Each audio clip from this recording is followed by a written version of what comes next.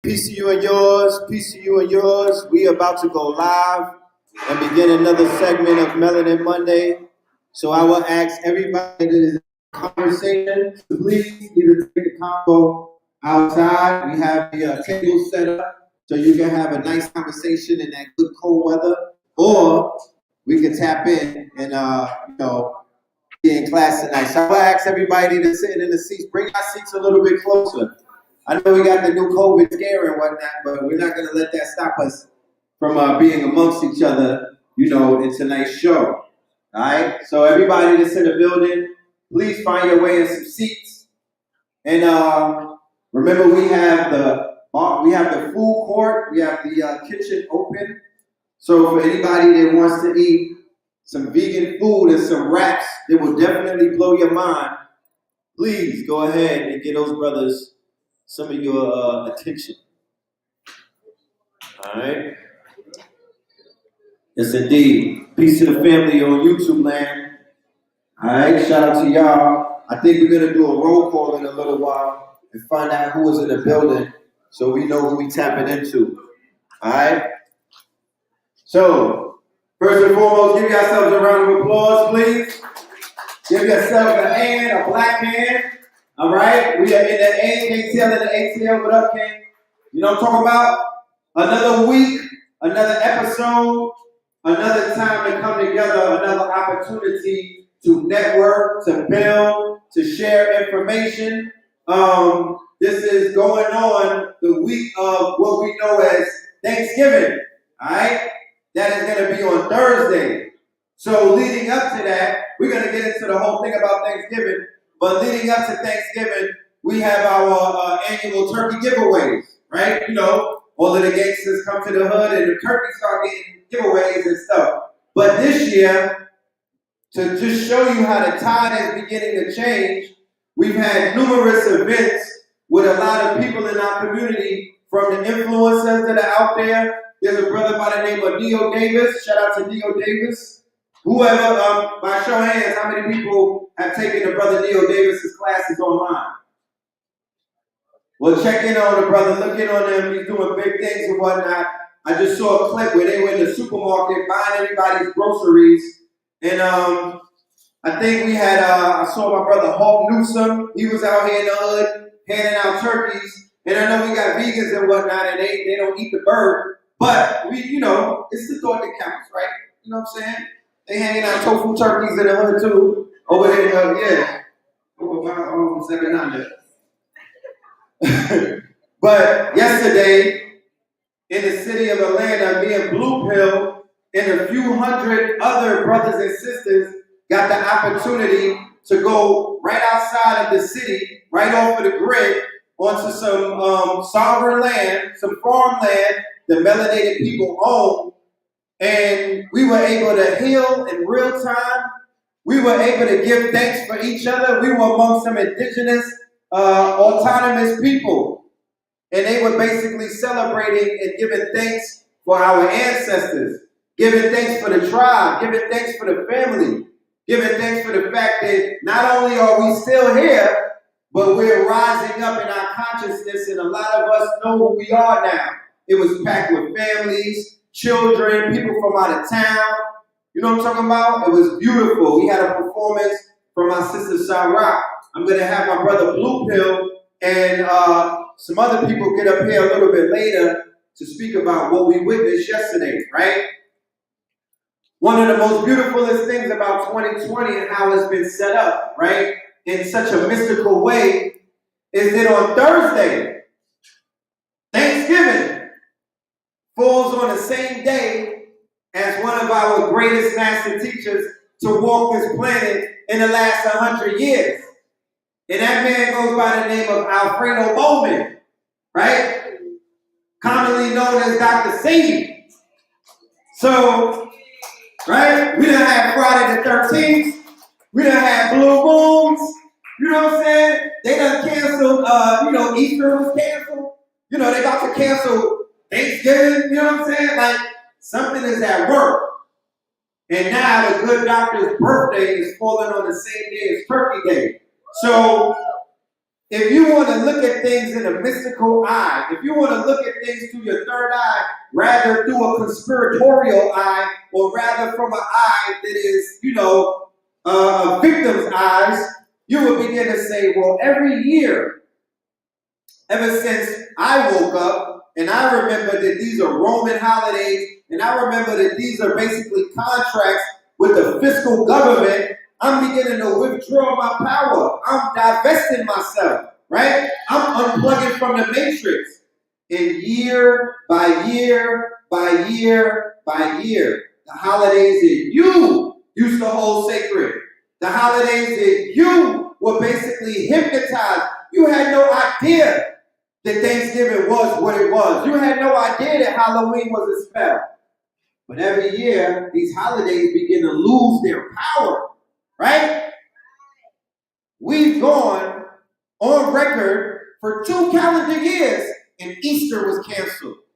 The first Easter that was canceled was when Nipsey Hussle died. I was in LA. Easter fell on 420. They was giving more energy to 420 than they was giving to Easter. And then when I made phone calls everywhere, people was like, I'm not getting fresh for this Easter. I'm in all blue. I'm like,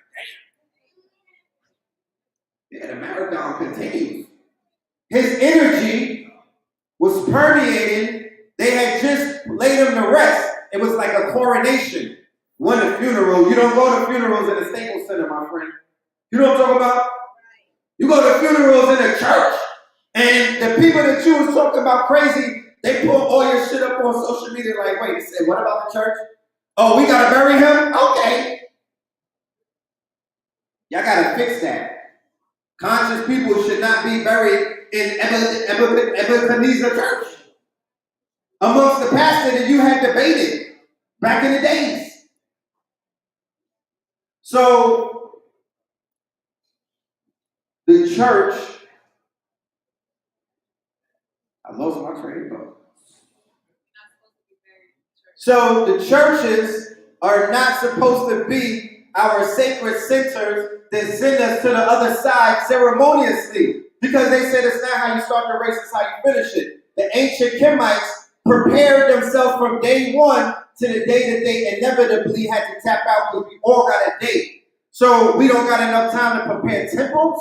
We don't have enough time to prepare ourselves some type of sacred places and mausoleums that is all comedic artifacts. A sister just blew my mind earlier. She said, and I'm going to have her come up here and build in a minute. She said, Red, Stone Mountain is the home of the Olmecs, not the Yucatan Peninsula. I was like, wait, what? She was like, Stone Mountain was the home of the Olmec civilization in Atlantis. And it makes sense. You understand? Remember, the first gold rush was in Georgia, in the Georgia mountains. The same gold rush that they told you 49ers with California, the real gold was in these mountains. That red clay got gold in it. The artifacts that they dug up in Stone Mountain are Kemetic. Huh? That is a quarried stone. That's not a mountain. That's quartz. And the KKK ceremoniously has been putting this whole southern region underneath a heavy spell by doing big rituals on top of the home of the Olmecs.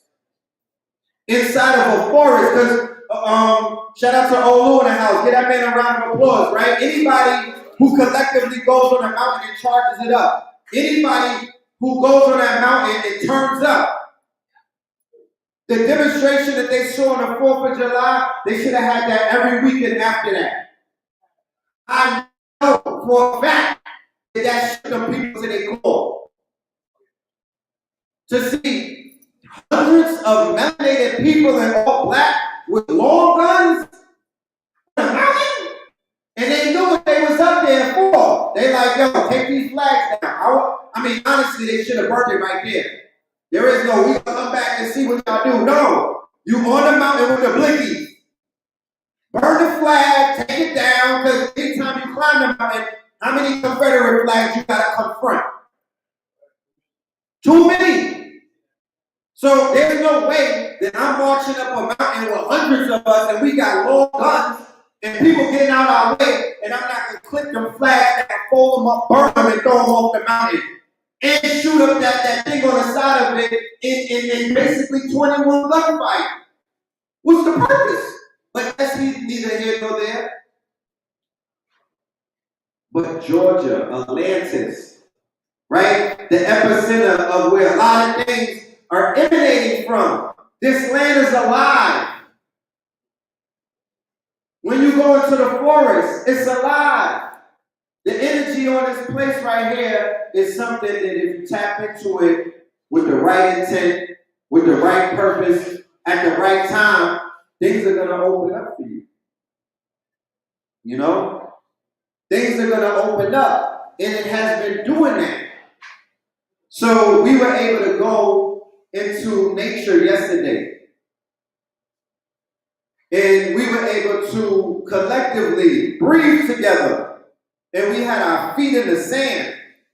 I was showing my bad toe and everything. But Bella buried it in sand. She was looking out for me. It was a beautiful experience. We was walking through cow manure, right? Because if anybody knows anything about cows, they let it go a lot. You can't jog through it with, not cow manure, horse manure, I'm sorry. The horses. By show of hands, how many people have ridden a horse in their life? That's a majestic experience. No wonder our ancestors were one, not with a beast. That was their best friend. It wasn't a dog. Melanated people's best friend was the horse, not a dog. The horse was your Bentley. That was your ghost. That was your phantom. That was your spaceship. Imagine having to go to visit your grandmama that lived in Jonesboro and you in Decatur, but it was 1838. No buggies or nothing. You just had to jog and whatnot, right? No. You was on a horse. So the horses can feel your energy. The horses can pick up on your aura and whatnot. And it was a beautiful, beautiful experience, yo. I promise you. Then we all collectively ate food, right? So we are in a place where the president-elect said it's a time for healing. And I didn't vote. And I'm in the middle, I'm an observer, right? If anybody asks me what's my political party, I say, oh, I belong to the observer party, the observation party, right? I'm an observer who is objective, as objective as I want to be. And I'm watching, and I'm taking notes, and I'm learning how to pivot. But when I heard him say it's a time for healing, I was like, I'm not mad at that. Them black people was dancing in the streets because they had the blanket of fear lifted off of them. Or the perception, whatever. But we live in a reality that's based on perception anyway. So if y'all niggas can watch Gucci and Iceman or Jeezy bang out the latest trap hits, then y'all could accept niggas dancing in the streets when Kamal and Creepy Joe won. It's the same kind of buck dance. They talking about, I ain't taking the vaccine, but it's snowman all day. Put on your snowman t-shirts. You know what I'm talking about? Let's celebrate all of that snow in the hood. It's snow in the block. Who's the best trapper? That was the reason. That's what some people were saying. Yo, who's the best trapper? Who sell the most dope in Atlanta?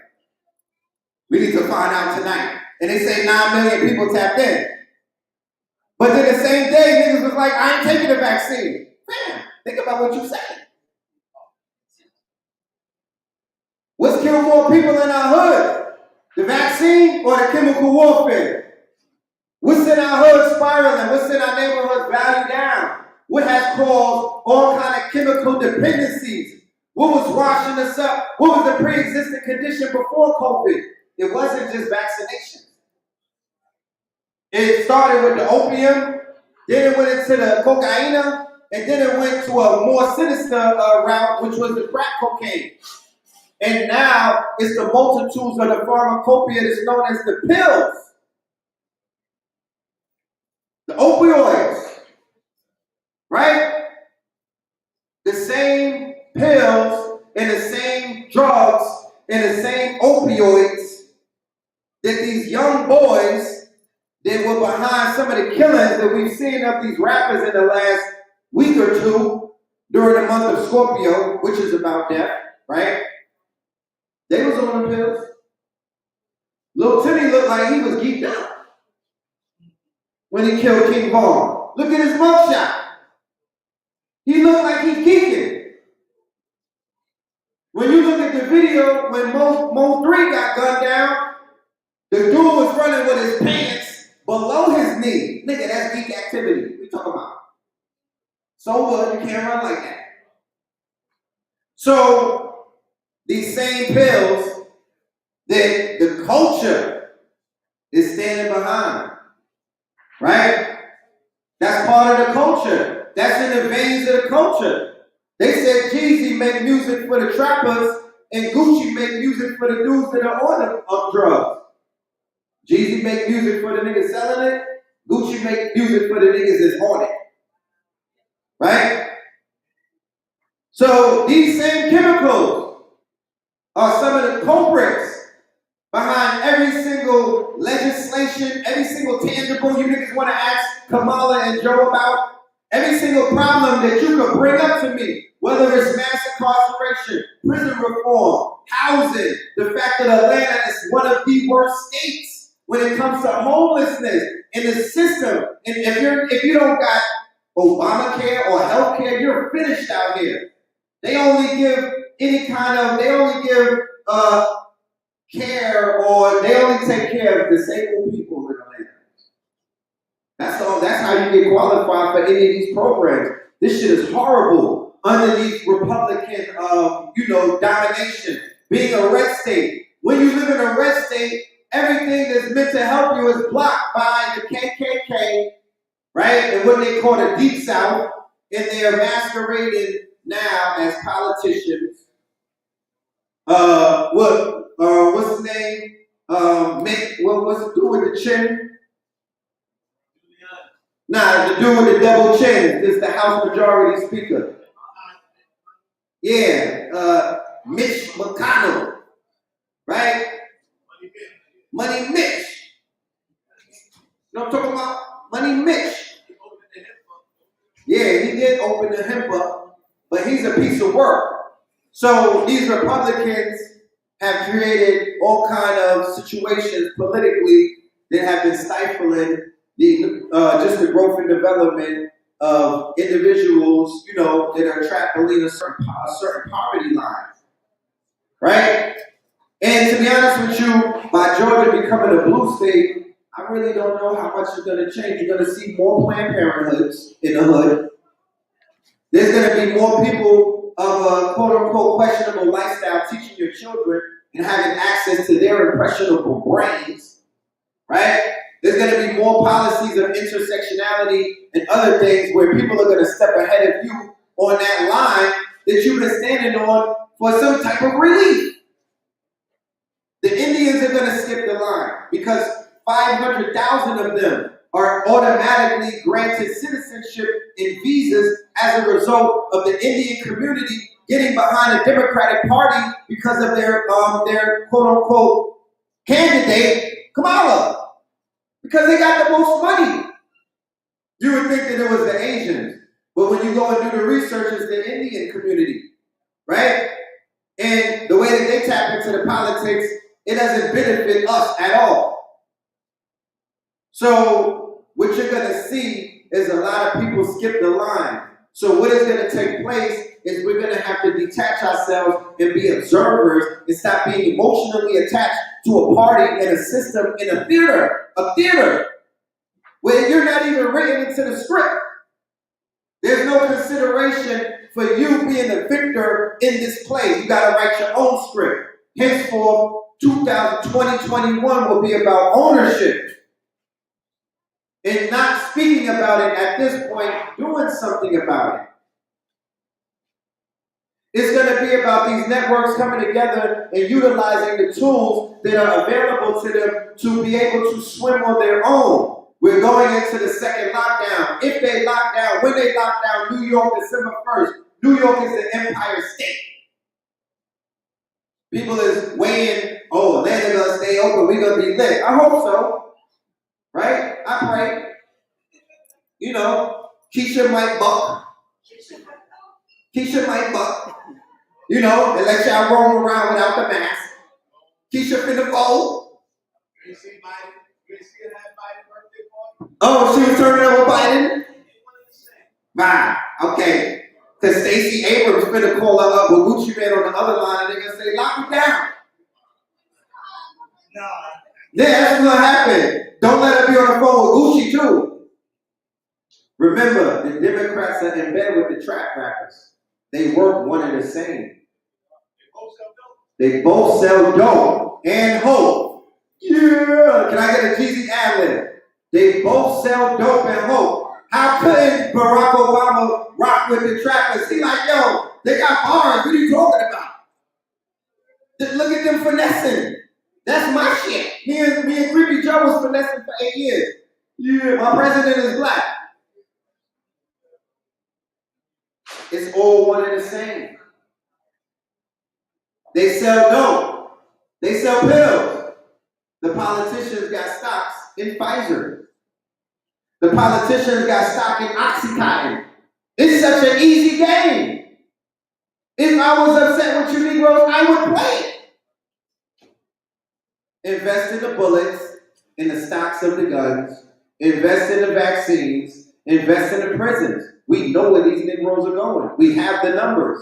We got the metadata. The same way that you playing around in Forex with the candlesticks, yeah, my nigga, they got your candlestick too.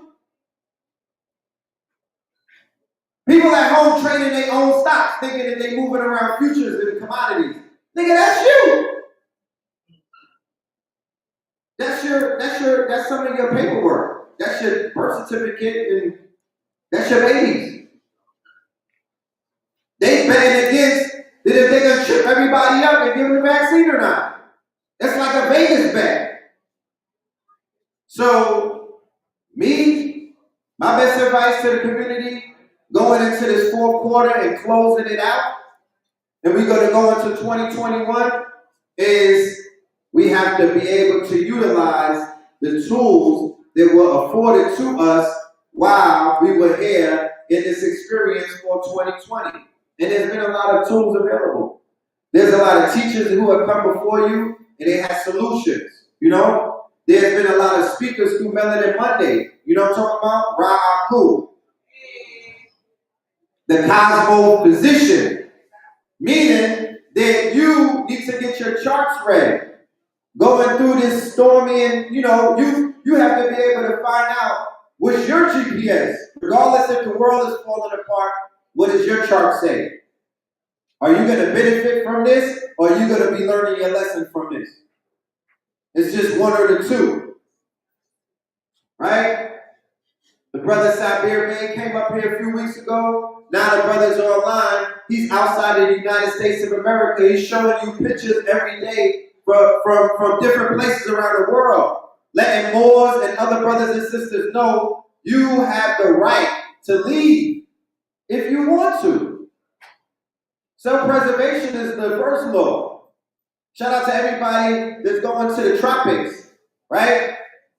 Every other day somebody's in Tulum, right? Tulum, Mexico. Our sister Secret is going out there the 1st of December. Give her a hand, y'all. She has a powerful trip, a retreat taking place with Chef Aki, the Sister Divine Soul, Mama Tassili will be there, and the Sister Secret. They're going to Tulum to recharge, right? If we're not recharging and we've absorbed all of this stress over 2020, we could be susceptible to having our immune system lowered during this new wave of COVID. And our sister Herb Alkhemyst in the building, give her a hand, y'all. She's gonna, right? She's coming with the information. She's coming with the research. She's coming with that light, right? To prepare us. Because consciousness about awareness. So before they get our people into complete panic mode, I just want to share some information to prepare us, to give us some foundation, to give us some information so we don't gotta be reactionary. We can be on offense. I want to see all of y'all become wealthy during the second lockdown. Because there's two people on this planet. It's those that can't wait for this shit to lock down because they finna tap in and get to the bag. And then there's other people who are scared to death of a second lockdown because they watch Fox, then they jump to CNN, and they on MSNBC. You know what I'm saying? And then they down with QAnon, and they watching all the conspiracy theories. And a whole bunch of your teachers, people that you voted for and you support, they went and became betrayed and flipped the switch on you. And left you out there naked. Now you in my inbox trying to convince me that Donald Trump won. Bam, give it up. Let it go. You rolled the wrong set of dice, my nigga. You put it all on Trump. And if you read that, if you understood, if you just understood the stars, if you were able to read the procession of the equinox, you would know that it was time for a black woman or an Indian woman that's named Kali. Let me rephrase that. Because people is like, she's not black. I'm like, define black. It's not even a real status. What are you talking about? Kyle Rittenhouse could call himself black and he's black. What are you talking about? She's not black. She ain't Indian either. They both are misnomers. She's Kali though. Her name is Kamala, and it's called She's Kali, and they're like, oh, she's standing on. They got a whole shirt with everybody that she locked up. That's like a puzzle of her face. I'm like, give her the Cardi B with the tongue sticking out, nigga, because she is who she says she's Kali. She's here to take heads. She did exactly what her name said that she's supposed to do. Don't get mad, get even, Steven. And then Creepy Joe is a Scorpio, and he's coming to start war. And Negroes want it easy after 2020. They're like, I just need some relief. No, it's not what you signed up for. That nigga Jeezy said trap or die. You know what I'm talking about? And this is trap consciousness. So it's trap or die. That's what it's gonna boil down to. Either you win it or you're not. So tonight we're gonna have some very interesting speakers. They're gonna speak to the presently present. They're gonna speak to the right now. They're gonna bring solutions. They're gonna shine their light. I believe we have, and to level things out and to add on to the magic of the night, to pay homage to the master teacher whose Earth Day is on Thursday, and we're going to have a celebration at Atlanta, Honduras at Mama Pill's spot. And we're going to pay homage to the master teacher, Dr. Sadie, on the day they call Thanksgiving. And we're going to give thanks to what he gave us. Right? Yeah. And we're going to give thanks to all of the families that were involved. Every single person. Because they all gave flowers. It wasn't just Dr. Sadie. He was a magnet. Teamwork make the dream work. He surrounded himself with all kind of beautiful feminine energy. And he told you when he got on the stages that it was the women. It was mama. It was the divine feminine. We in Atlantis. Henceforth, why the sister with life in her belly will get up here tonight and speak to you from the perspective of mama. Because that's what it's time for. We're in Sagittarius. Yeah, give it up for the Sagittarius. Clap it up for the Sagittarius. Yeah. That's right. Okay. Yeah. Y'all write down everyone that's a Sag. Give me the list. Yeah. Shout out to these Sags. Yeah.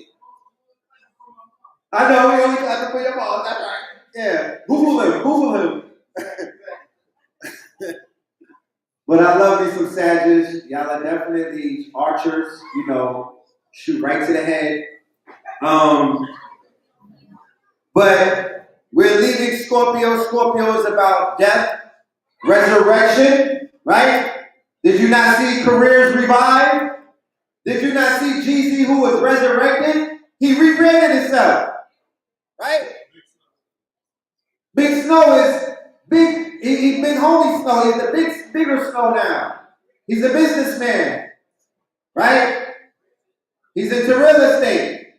He's allowing the trappers who haven't grown up to grow up.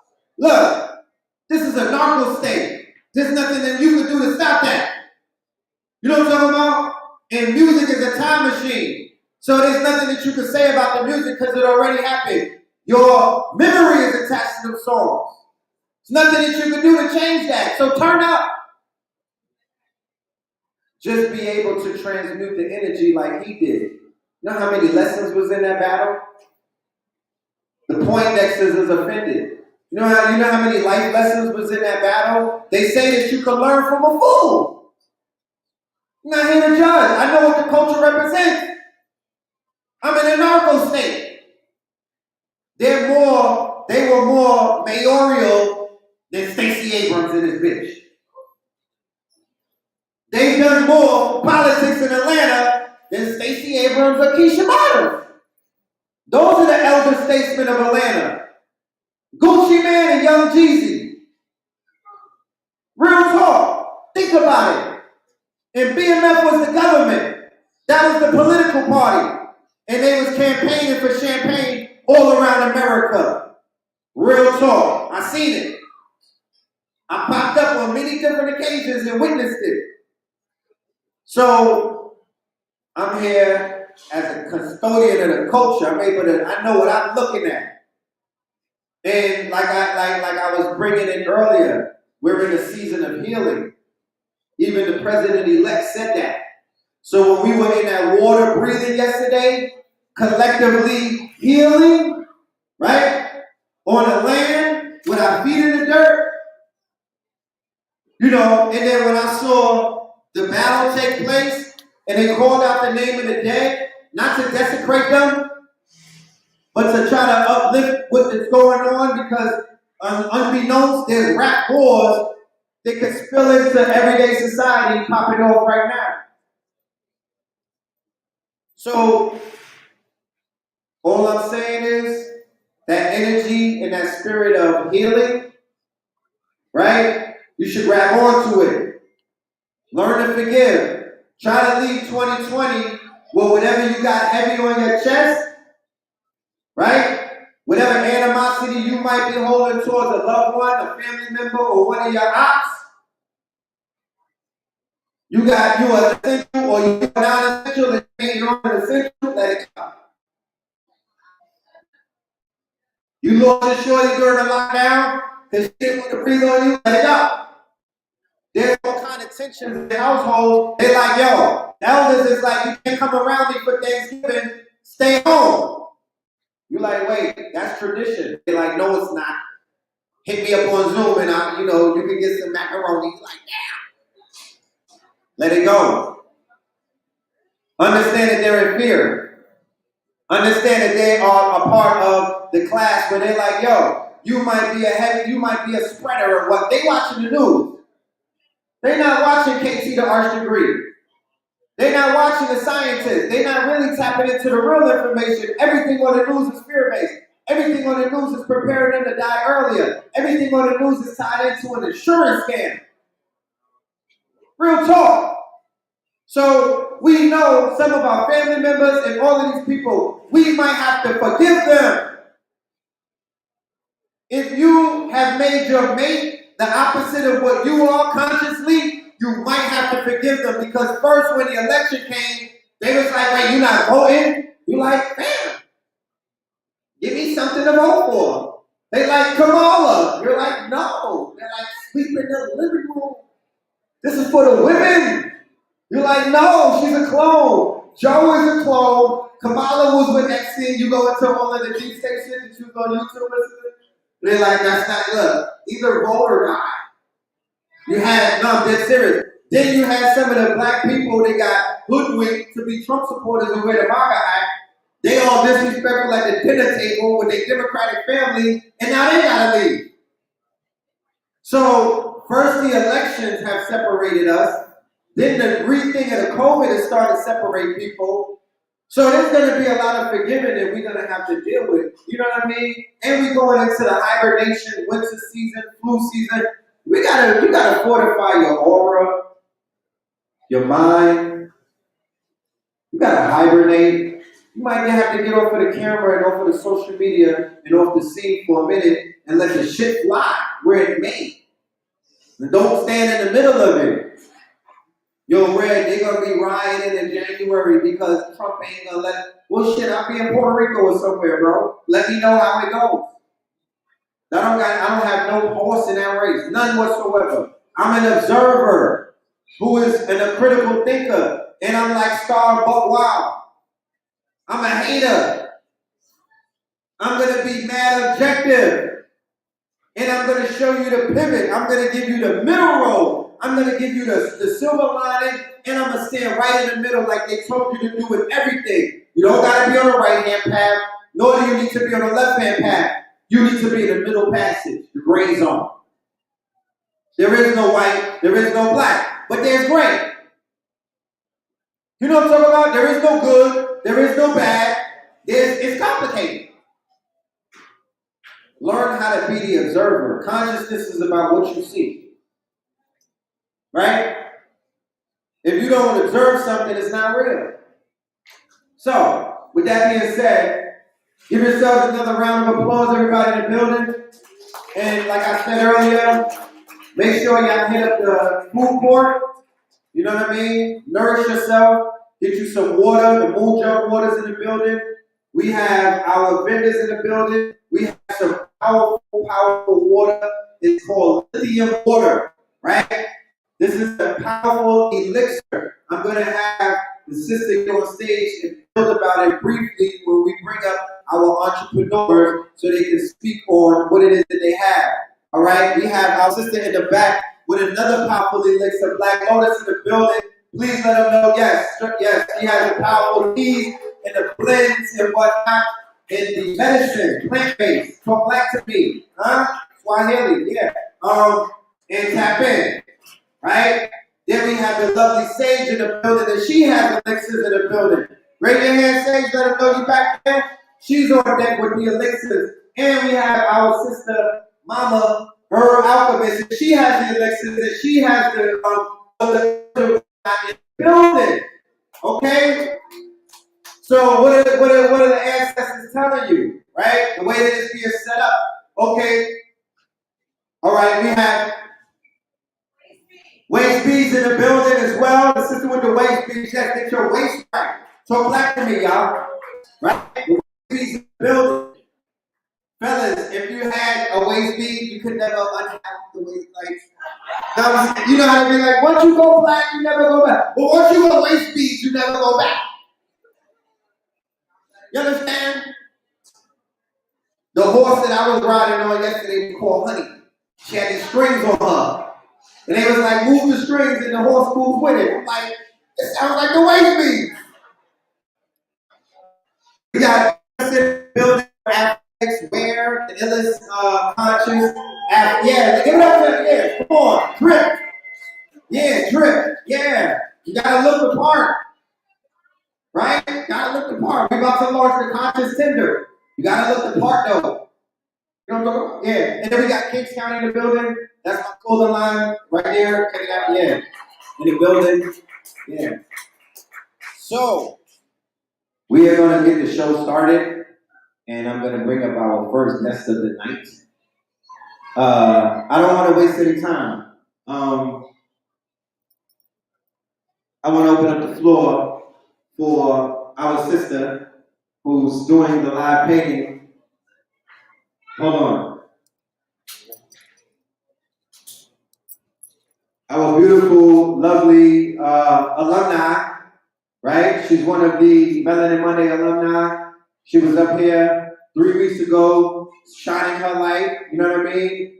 Showcasing her artwork and her talent and her gifts and her skills. And she's back tonight doing her magic once again on this painting of the master teacher, Dr. Sabi, right?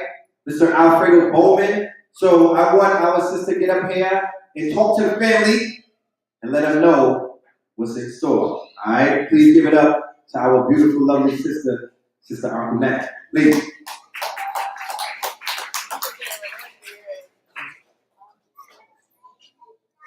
Okay, beautiful. Look at that picture right there. And All right. Please give a hand for her, please, y'all.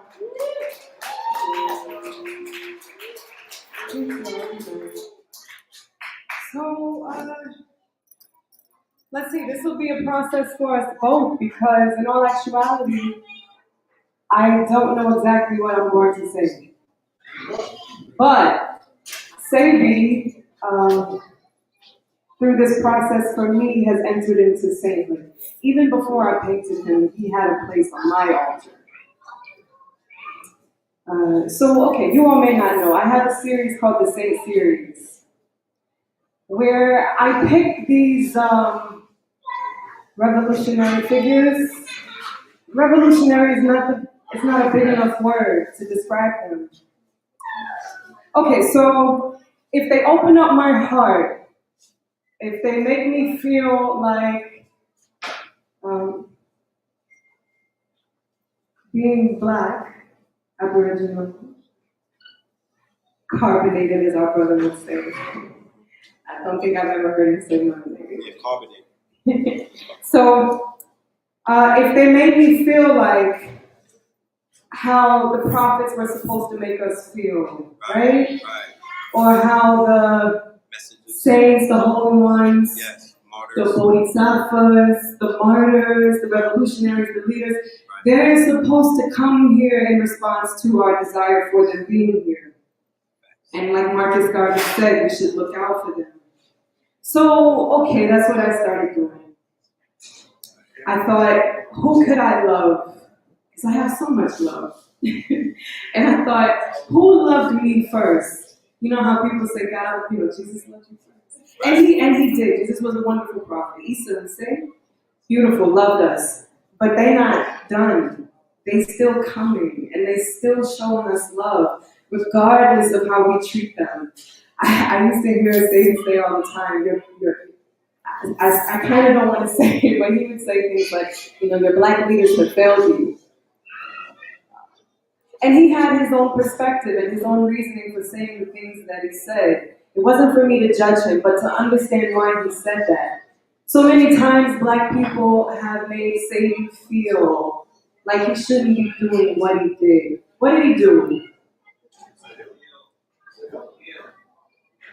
So a lot of times people turn their backs on Satan. He kicked them out of countries. But he still loved us, you see. And so these are the qualifications that I'm looking for when I'm picking these saints. Someone who loved us enough to say things in public that we would say in private.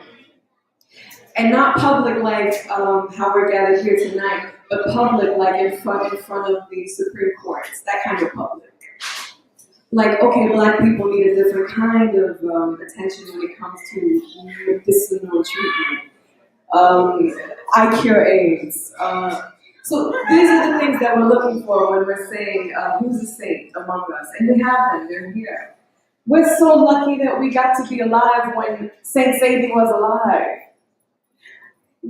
I read about revolutionaries a lot when I was little.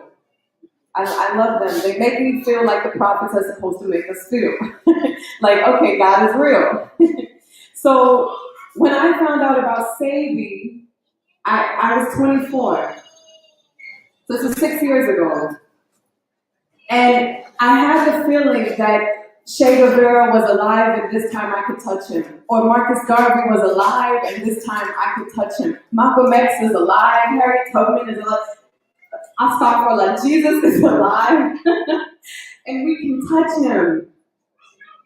Oh, and when he died, I didn't get a chance to touch him. And I don't think I've cried like that. Ever. When I found out he died, I wanted to believe it wasn't true. And as we know, a saint like this never dies, right? What we're saying is he dropped his physical body, right? So he's no longer physically here with us, but the work he did outlives him.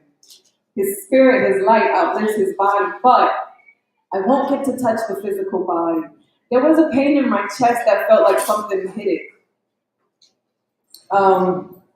So I'll never really be able to give Sadie his flowers in that way. But just like the other saints in the Saint series, there are ways we can do it.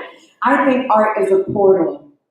I think I kept trying to draw him, I kept trying to paint him older, and his face just kept coming out younger. I said, okay, sweetie. His face will match his spirit now. But I can give him the flowers and the herbs he loved. Dandelions, sassafras. I was painting a cannabis leaf over here, but I didn't really like the way it was coming out. I'm going to do it again. But so in a way, we can give these spirits their flowers. If, someone like me who dreads the fact that I didn't get to do it physically. Because Sadie, like me, like my life, I'm sure he touched all of your lives in some way. Maybe you were sick, and the doctor said, oh, you have this thing, I'm sorry, there's no cure, but we can treat it. Or, shit, we may not even have a treatment for what you got. And then this black man said, hey, it wasn't me that cured AIDS. How come when a white man do something, they say, oh, the Russians did this? Or, oh, the English did this. How come when black people do it, they want to say Sadie did this? No, the black race cured AIDS. He said that. So if they cured AIDS, they certainly can cure whatever y'all had, or we had, So it gave us hope again. That's what Jesus was supposed to do for us, right? Or the politicians, or whatever we choose to give our hope in. Somebody came and did it. When we talk about people like Thomas and Cara, I don't want to talk too much about politics, but I will say this. In 4 years, you had someone come into the lives of the people in Burkina Faso and take the literacy rate from 0 to 100. Change laws immediately. You cannot beat women anymore. Matter of fact, let's put them in the governmental cabinet because they're intelligent. Hey, revolutionary movements take men and women. We have people, hey, we're not paying colonial taxes anymore to the French. What? In the 1980s, this occurred. And so when we look at people like Thomas and Cara, we gotta think, what are our politicians doing? When you look at people like Dr. Sadie, you gotta think, what are our medical teachers doing? What are our doctors doing? We're not sure. But that's okay because they did come. And so not only Sadie, but all of the people who came in his light, in his spirit, in his energy, who loved us more than we loved ourselves. We didn't even know we needed the love that they gave. Marcus Garvey said this, he said, I can't wait for us to canonize our own saints. And I didn't know he said that until I started the series. I said, okay. Marcus Garvey said, when I die, even then I would never leave black people. Marcus Garvey said, I would go through hell for you, black people. I love you. And when I die, look for me in a windstorm or a tornado, or I might come and fall and rise the whole earth the way our brother did. Sometimes we don't even know who we are in these prophetic stories, but that's why I come here to talk about Sadie. And to also get these thoughts in order. Sometimes you love someone so deeply that you don't really know how to pick these words. But it helps to get on the stage and start talking. So one of the things I never forgot about Sadie, okay, you all realize that the videos that we used to watch about Sadie are slowly coming down. Nobody else has realized that? On YouTube. So I used to go on like Sadie sprees and just watch video after video after video after video. And those videos are slowly going somewhere else. I don't know where they're going. Could be copyright issues, I'm not sure. But before they came down, this man has said so many things to open up my heart. I have never in my life heard a living man speak the way Sadie spoke. Sadie said that when he grew up in Honduras, there used to be heavy rains. And he and his grandma would be in a one-room shack, and the floor was exposed, so the rain would come into where they lived. I want to say that this is a story that should be heard, and I would appreciate it if you all were quieter, honestly. Honestly, it's a story that should be told and heard. We gotta love the people who loved us. I'm not up here representing myself, okay? I'm up here representing the people who loved us. The least we can do is lend our ears. So, Sadie was 12 years old, and the rain would come into their exposed homes in the floors. And he said that he would take his 2 fingers and draw like an aqueduct system or somewhere to discourage the water from coming into the hut so it would go around them. And while he was doing this, he said, I used to run my 2 fingers through the dirt and think, I'm gonna do something so good for Black people. You see, but it comes out of our suffering. And so that's why I will never turn my back on Black people, or even in the suffering that I myself have experienced, because something comes from that. Sadie came because too many Black people were dying of AIDS. Too many Black people were suffering, so people like Sadie, they get in bodies and they come. And this happened in our lifetime. You don't get to see that every day. I'll never forget, I saw Sadie, I've never seen him physically, okay? But I saw a video of him, he was giving a lecture. And of course, Sadie's like the master grief, right? So the lecture was amazing. And a man rolled over to Sadie in a wheelchair and said, I've lost hope. And I don't want you to, fluff me up. Will I walk again? I've been like this for 11 years. And Sadie said, we niggas, we can do anything. I never heard nobody talking like that ever in my life. The way that he just flipped the word like that, like Sadie flipped life like that. Sadie said, we Black people, yeah, they're killing us, but guess what? So we got to see this in our lifetime. This is different. This is different. I'm telling you, I studied these people since I can remember. It's just been like a natural affinity. When I ran up on Sadie, I said, oh my God, this man is alive. This is historic. And guess what? Sadie will be just like Edward Wilmot Blyden, or is it D2, or Cecile, if we don't keep up their stories. So it's not up to nobody to put them in our history books and then we sit down at night and teach our children. It's up to us to paint their pictures and tell their stories. You see? Too many of us go unnamed. But if he were a white man, even an Indian maybe? No. Sadie said, I didn't cure AIDS, the Black race cured. Come on, y'all, with legacies like this, it's hard to ignore them. But when you got verses and you got, bills and you got whatever it is we got going on over here, it can become easier to overlook them, but they're here with us. You know Toussaint Louverture? May I see a show of hands? So Toussaint Louverture is one of these people. You're talking about the biggest army, the gods of war. The world has never seen a war before like they saw when the European came. It was new. Toussaint Louverture, Dessalines, Dr. Bookmarks, Cecile Fatimar, a group of Black people like you and me. Eventually they overthrew the French colonial government in Haiti, and they took Haiti for themselves. The first republic in all of the world. But that happened, and a lot of us don't know. And I'm happy because it gives me something to do, but it also breaks my heart because this is more important than Abraham Lincoln. Surely. I was listening to Sadie, Sadie said, Toussaint Louverture whooped the white man's ass. The world never made an equivalent to Toussaint Louverture. I said, who's Toussaint Louverture?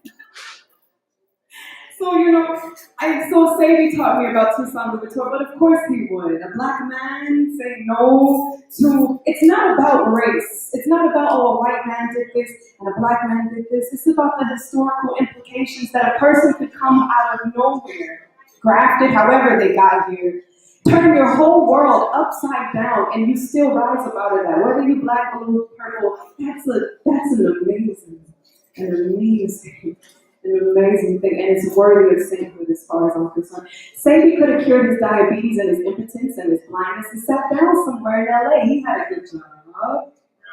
He had a good woman. But they don't do that. When they love you like that, they don't do that. Marcus Garvey could have sat down and made a good life for himself in Jamaica. Y'all know how nice Jamaica is? Why would a man leave a place like that to come over here and try to lift us up? And then tell us, even when I die, I would never leave you. We gotta know what we're looking at when we see it. That's all I'm saying.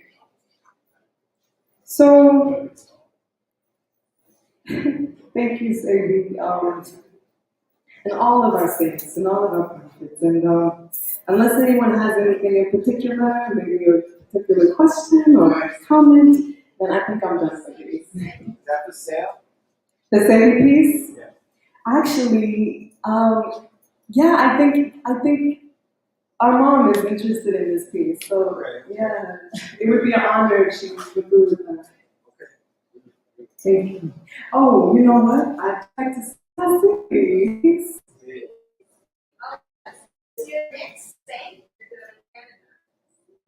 Well, I can't answer that easily because I just got permission from no duality.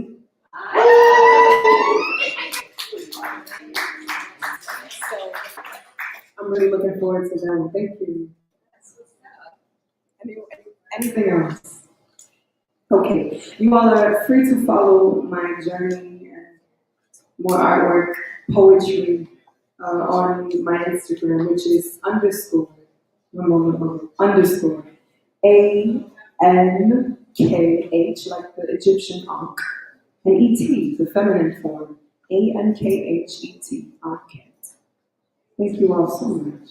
Oh, Tassie. So, what does it cost you? So right now, we start at 500. And we can go from there. This is a 16 by 20, that's what it costs. And then from there it goes. So, there is a saint that was canonized by Brazil.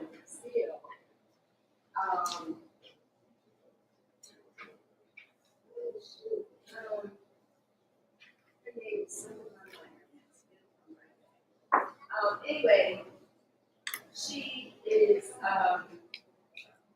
Anastasia. Saint Anastasia. Anastasia. And she's a Nigerian woman who's enslaved. And she has a muzzle over her mouth, like a mask. I've seen her. Yes, very powerful picture. So yeah, let's talk about doing that. So they canonized her? Yeah. Surely they took the muzzle. So the Catholic Church denied it. People have canonized her. Oh, the people did it! You see? That's what I'm talking about, y'all. We don't gotta wait for nobody to come and tell us who are. That's what I live and breathe for. She represented the downtrodden and the ones who had no voices because they said that she refused. The story goes that she was, of course, kidnapped. She was supposedly blue-eyed, dark, jet black skin, black woman, but with blue eyes. Because that does happen everywhere. Yeah. And so she was considered to be so beautiful, but she refused to willingly indulge in the rape by her captors. Yeah. And it was said that because she always spoke out against it and she refused to kiss them and all such as that, they put The muzzle. over her mouth. And so she represents those who don't have a voice. But she stood up for her self-respect and her dignity, even though she was enslaved. So the people made her a saint. And the Catholic Church tried to say, oh, she's not really a saint. We don't even think she really existed. But there's documentation of her existence. But Nobody else tried to diss somebody. the truth is, when we say saint, it's because we're using their language. We're not even really a part of that. They have a whole process they use. If St. Patrick could get through their process, it's not bulletproof.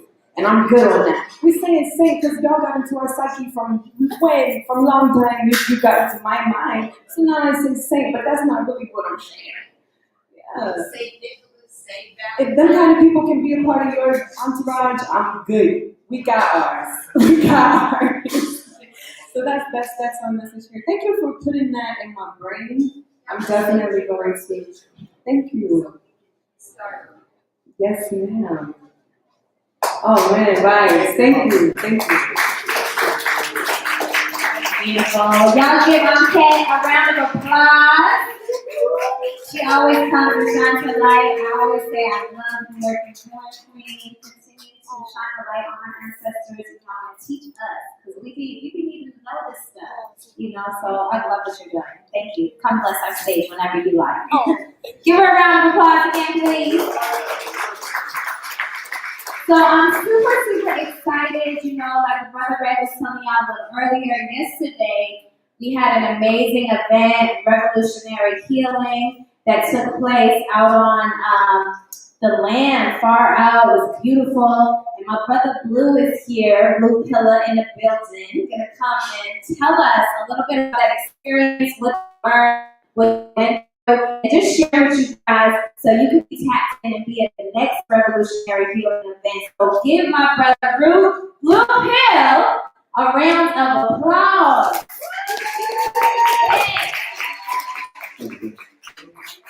Please, man. Yesterday was amazing. All right, I just gotta exhale and get that one out. You know what it's like going to an event and you have expectations, and that event, your expectations might be right here, and you don't really even know what you're getting engaged in. A person might lay it out for you and they tell you it's gonna be a little bit of this, it's gonna be a little bit of that, but then it ends up being all the way up here, and you're like, wow. So initially we got the call. I committed to be part of this event, but I was all the way out in LA. I was on the West Coast. I was enjoying the sun. I was enjoying the weather, and I had things to do out there. But I had made a commitment to assisting in Queen Yanasta, right? And the sister's a political activist. She's on the front line. She puts her life on the line for the people. She loves her people. She's an indigenous sister who's related to Farrakhan, so she embodies the representation of the merging of the clans, right? She represents the black and the red people. So this is her walk. This is her everyday dedication, and she has cancer right now, right? And I'm putting this out as well to the healing community here in Atlanta. I want to sort of converge, and help this sister. The sister really needs our help. So she told me that she was going to do a sweat lodge ceremony, and her family was coming from out west, right, to assist. I had done one with her already out here, so I said, look, let's do it. We, got other people to commit to it. I flew back from LA, got in Saturday, 6 in the morning. By like 11 or 12 p.m., we were out in the forest selectively collecting stalks of willow. We need willow in order to build out a sweat lodge.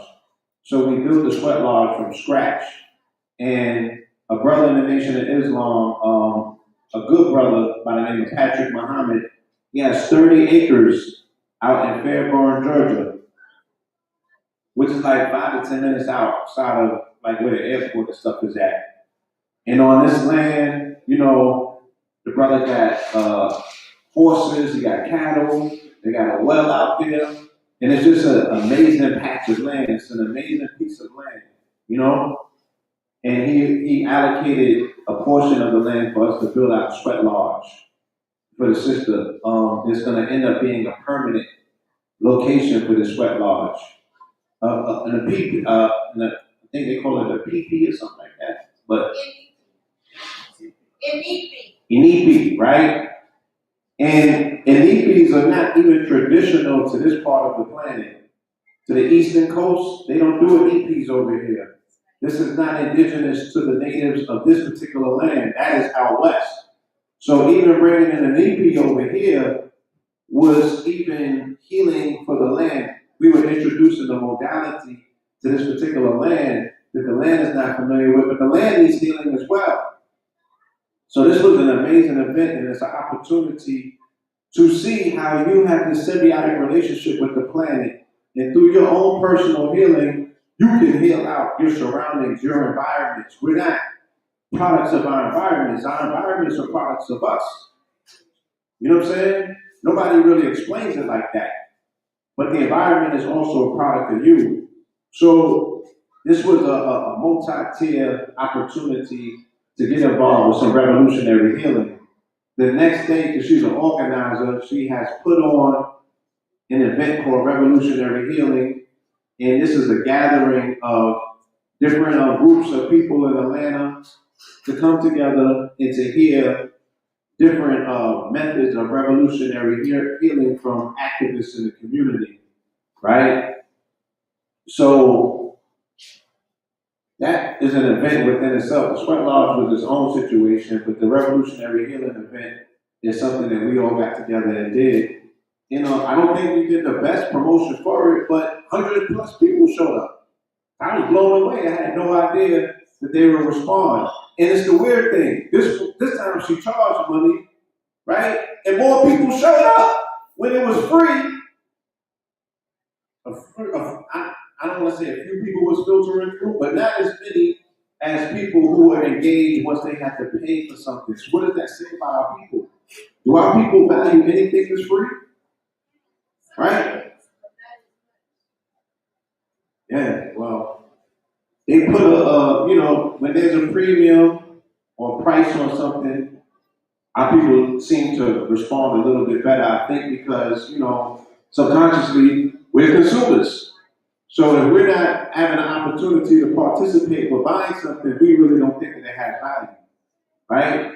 Because it's like, shit, we don't even get water for free. So it's like, what do we get for free that we value in this community? But nonetheless, they showed up in droves, and people were aggressively attentive and involved. They wanted this healing, they wanted this medicine, they wanted this information. So we broke up in several groups, and we were leading these different groups in different methods and modalities of healing. You know what I'm saying? I had a segment where I spoke to them about our connection. My segment was called Edifying the Earth and Honoring the Heavens. And we utilized grounding techniques. I took them out to the stream. We put our feet in the water. It was about 50+ people, and we was all engaging in synchronized breathing. It was more than that, and we was all engaging in synchronized breathing, understanding our connection to the planet, screwing ourselves, not just grounding, but screwing ourselves to the center of the planet, dumping our trauma, allowing the earth to convert it, So it was a beautiful experience to give people an experiential experience, not just something that's just literal where we're getting on stage and we're dropping information and you telling me that that's heavy and stuff. No, let the people walk away with a transformational experience where they can feel it in their body, where they can breathe, and then, their cells come alive. Like things that people can literally hang on to say, oh, I felt that. That was real. Right? So the brother had a bunch of horses on the land as well. And that ability to get in contact with the animals on the land and the horses, right? And also understanding the difference between how animals behave in nature in the daytime and how they behave at night. They got coyotes on there. You understand? And this teaches you respect. You feel me? This teaches you respect for nature, right? I don't think niggas can survive in the wild because they don't have no discipline. And they don't have no respect for nature. So at nighttime, you got to keep things down. You have to be at a minimum. You got to tone it down a little bit. Because the animals are out, they looking for food. They rule the night. Right? And they willing to fight for it if you think that you rule the night. So you got to learn these certain things. A lot of us, we identify with indigenous identifications, but we don't know no customs or traditions. Right? We don't know no customs or traditions. We don't know how to do nothing that the quote-unquote natives did. We don't know none of their songs. We don't know what their diets are. Right? God damn it, if you ain't go to goddamn Boy Scout, you don't even know how to tie a rope, let alone start a fire. But we love talking about how indigenous and aboriginal we are to the land. And that's what the European does. It can't just be a name alone. You got to learn a little bit something. You got to get out there and prove it to yourself that you have a connection to the planet and to the animals, right? Because they will love to run in the Bible and talk about how we got dominion over things. Okay. Do you know how to communicate with these animals? Do you know how to tune into them? Right? So there's ways that you do things. You know what I'm saying? There's ways that you apply yourself. And there's ways that you have to learn how to listen. You have to even listen to nature. Because there's an entire communication taking place at all times. You feel me? And for me, this was just a microcosm of a macrocosm. The macrocosm is that as a community, we're talking about doing things such as living off grid, right? And people have allocated us land. So, people were putting their feet in the water and they're thinking about it. Oh, I want to disconnect. I want to get vaccines or what it is. They're playing with it. You understand? But at least the conversation has begun. So the macrocosm is like, okay, if you have any respect for time and the things that are going on in society, you know that you're going to have to bust a move real quick. You understand? Or you're going to stay here and fight. Right? Or you can recalibrate and relocate until you get your mind together and you can figure out what it is that you want to do. But just to sit around and just do nothing, I don't think that that's optional at this particular point. And I see a lot of complacency in the community. People are just okay with being okay. Right? So, it was cool. It was a wonderful opportunity once again to get to see ourselves in nature and to feel the euphoria and the excitement. And of course, I'll go around and I ask people, why can't we do this every day? And they'd be like, why can't we? But then they got to go back home because they got jobs. You know what I'm saying? It dissipates real quick. It's like a high. It's like a DMT hit. Shit only lasts 15 minutes. You get to see the cosmos, and then you come back down to this mundane reality, and you accept it. So I famously say that melanated people can create we can create a spark, but we can't hold a charge. For whatever reason, I don't know what it is. We can create a spark, but we can't hold a charge. Yes. Please do come forward so we can hear you on the so the people on the good internet can hear this. I'm really glad you said that because. Come on now. She got her this. So, Wait, let's give it up for Mama Cassidy. It's necessary. it's always an honor to share space with you. First of all, I just want to acknowledge you as a planetary placeholder. That work that you're doing, that's being a planetary placeholder. Many are called, you answer. Okay, you answer. Even fewer are chosen. And even fewer consent to walk the path of the straight and narrow. And even fewer consent to pick up the Ankh and become their brothers and sisters' keepers. And even fewer consent to be planetary placeholders. That means you do hold a charge. You can maintain the frequency because you're doing the work. See, a lot of times we want to think that just because we have melanin, that's all there is.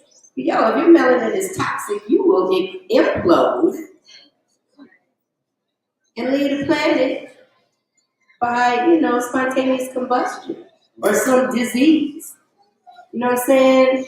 And it's important for us to recognize that melanin is just like, it is a crystal. It's a carbon crystal. And just like any crystal, when it has too much toxicity absorbed, it'll break. It'll explode. It'll get lost. Everybody work with crystals knows. Well, our melanin is primarily composed of silica. Silica is the main component in crystals. Okay? So you are a living crystal. And if you are toxic, you will implode upon yourself.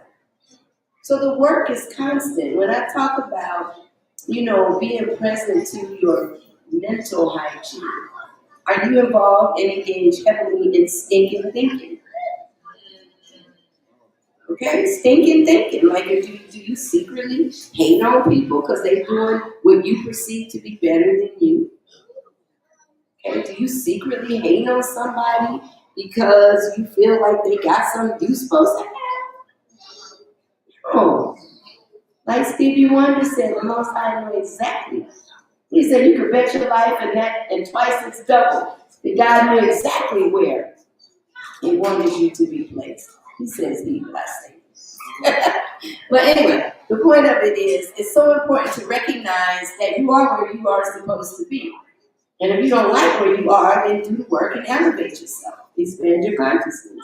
Nobody can get your nourishment but you. Even if somebody sticks the spoon in your mouth, only you can get the nourishment from it. So that means you got to put in the work. And so with that, if you are dealing with your mental hygiene, you're making sure that your thoughts are clean. Let's check out the 42 negative confessions of my eye. Start there. If you can get through half of them, you on your way to be scrubbing real good. That mental space. And we're all involved in stinking thinking at different points in time. Even if we're not hitting on somebody else. Are we hating on ourselves? Are we calling ourselves stupid? Are we calling ourselves dumbass? What are we saying? Have we forgiven ourselves? That's stinking thinking when you are not loving yourself. And then what about your emotional well-being, your emotional hygiene? That leads into the forgiveness piece. If you decide to step into mastery of your life, then that means you have to step into being accountable. Okay? Which means then as a spirit, having a human experience, you chose this. You chose your mama and daddy and them as much as you may hate them. You chose the city and the country that you're in. Everything that you are living is based upon some decision or choice that started before you incarnated. And even if you say, well, Tassili, I'm going to go for that. Okay. Well, when you became old enough that you could consciously start making choices, let's start from there. Each thing compounded to lead you to where you are at, knowingly and unknowingly. So when you set your intention to be accountable, when you set your intention to live in integrity, then that way you move toward being sure that your emotional hygiene is in order. Because that's about what you do when nobody's watching. I'm going to say that one more again. Integrity is about what you do when nobody is watching. Period. And remember that how you do anything is how you do everything. So if you try to be slick in the shadow, guess what? It's going to show up in the light. It is. And it ain't personal. My aunt don't care like that. True that? Okay. Then let's talk about then, of course, the physical hygiene. And this has to do with your well-being. What are you eating? You know, I'm going to talk about that all day long. What are you eating? What are you not eating? Are you not taking in enough water? That's a simple thing. That's an internal shower. You take a shower, hopefully every day, you know, or bath, or at least wash up. Well, okay, water is an internal shower. Make sure your internal hygiene is in order. If your urine has a strong odor, you're not drinking enough water. Or if it's dark. If you're constipated, you're sluggish, you're not drinking enough water. And if you're not drinking enough water but still eating all vegetables, it turns to paste, y'all. That leads to arthritis, diabetes, and then you may as well just be like everybody else out here. I'm just saying, you know, and I'm really not the skillet calling the kettle black. As we said back in the day. Because everything I'm saying, I experienced myself. I am you are me. I ain't no better than you. It's a constant thing. I eat a lot of kale, so I gotta make sure I don't have kale in my teeth. That's a part of my physical hygiene. I don't want to be grinning all over your face and I look like I have a black hole in my tooth. Because it's kale, right? So I have to pay attention. And I'm just keeping it real, so I don't want you to think I'm trying to, you know, come down on you. No, please tell me. If my hygiene is out of order, I would want to know. That lets me know that you care about me. Rather than looking in my face and knowing I look hella crazy. And you don't even say anything. You secretly laughing. What is that? That's more of that stinking thinking stuff. Okay. So then finally, your spiritual hygiene. You don't have to necessarily be tied to a religion. You are part of a universal family. So you always belong. Just be sure you're in alignment with the divine intelligence that created you. It's your higher self. Be still and know that you are God, goddess. However you term it, whatever language. Then you'll hear the call. Then you can answer. Then you'll get chosen. Then you can start that walk, that path of the straight and narrow. Then when you pick up the arm, you actually can use it. And you're not just engaged in intellectual what? Masturbation, right? Okay? And then you walk like this king as a planetary placeholder. I still got work to do. And we all have work to do. We wouldn't be here. True that. So that's part of what I know I came here to do. That's to be a planetary placeholder. So we give thanks for who you are and what you and your brother continue to do. And Secret for holding the platform, you know, and people give me props all the time for having the space, and I give thanks to be able to do that. But guess what? It would be empty without y'all. So let's pick up yourselves. Pick up yourselves as a collective effort. This is what it looks like. And let us know when it's another sweat to go to, another edit. We're gonna put one together. Like I said, now it's on the land, so it's permanently there. I'm gonna bring you in.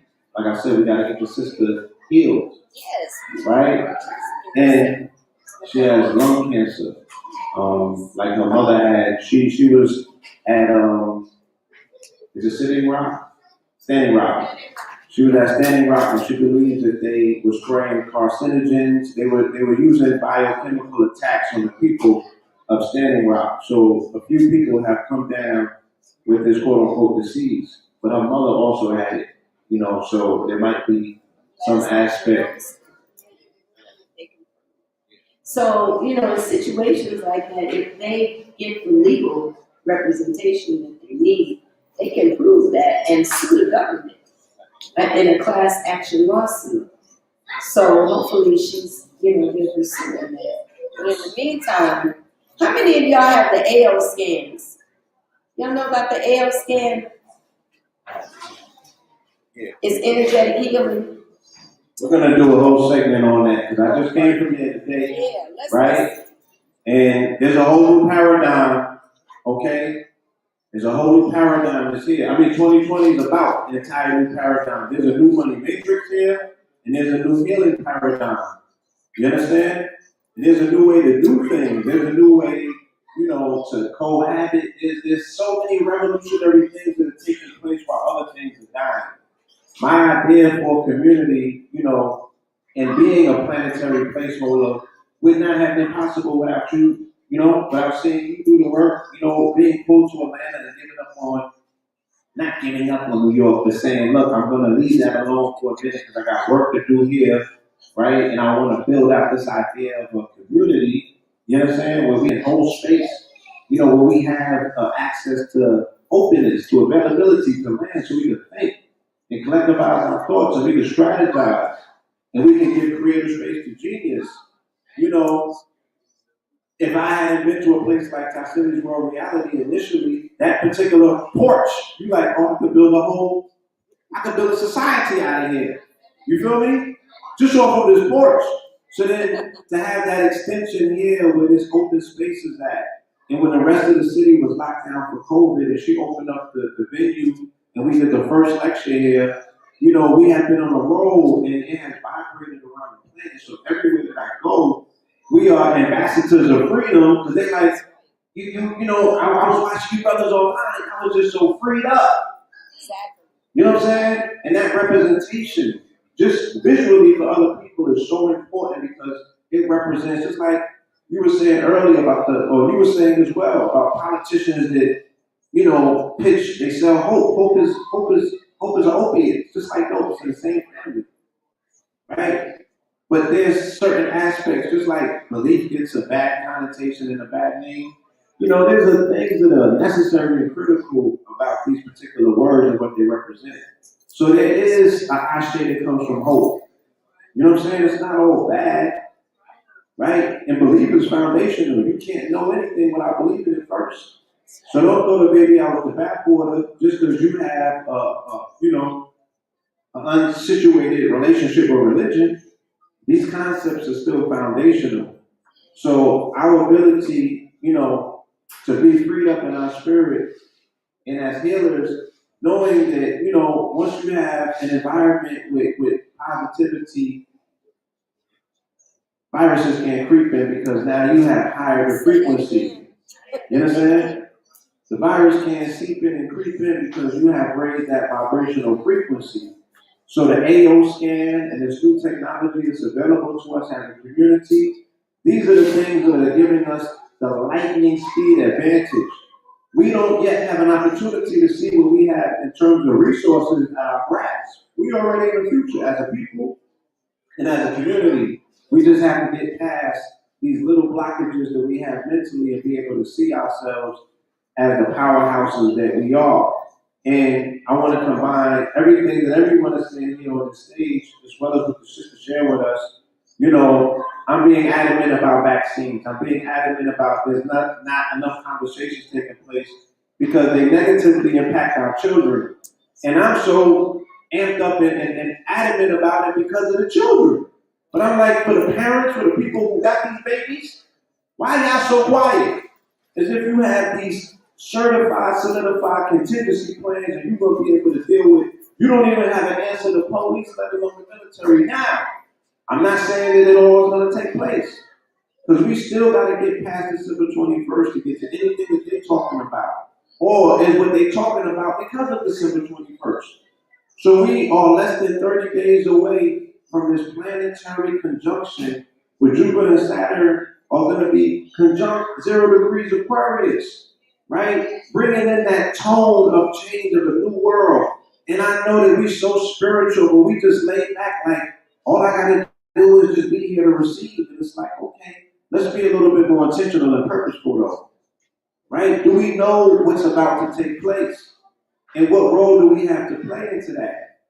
So, what the sister was speaking about earlier when she said that, look, Stone Mountain was the capital of the Olmec Empire. What she's talking about Atlantis being on the 33-degree parallel line that ties directly into Kemet.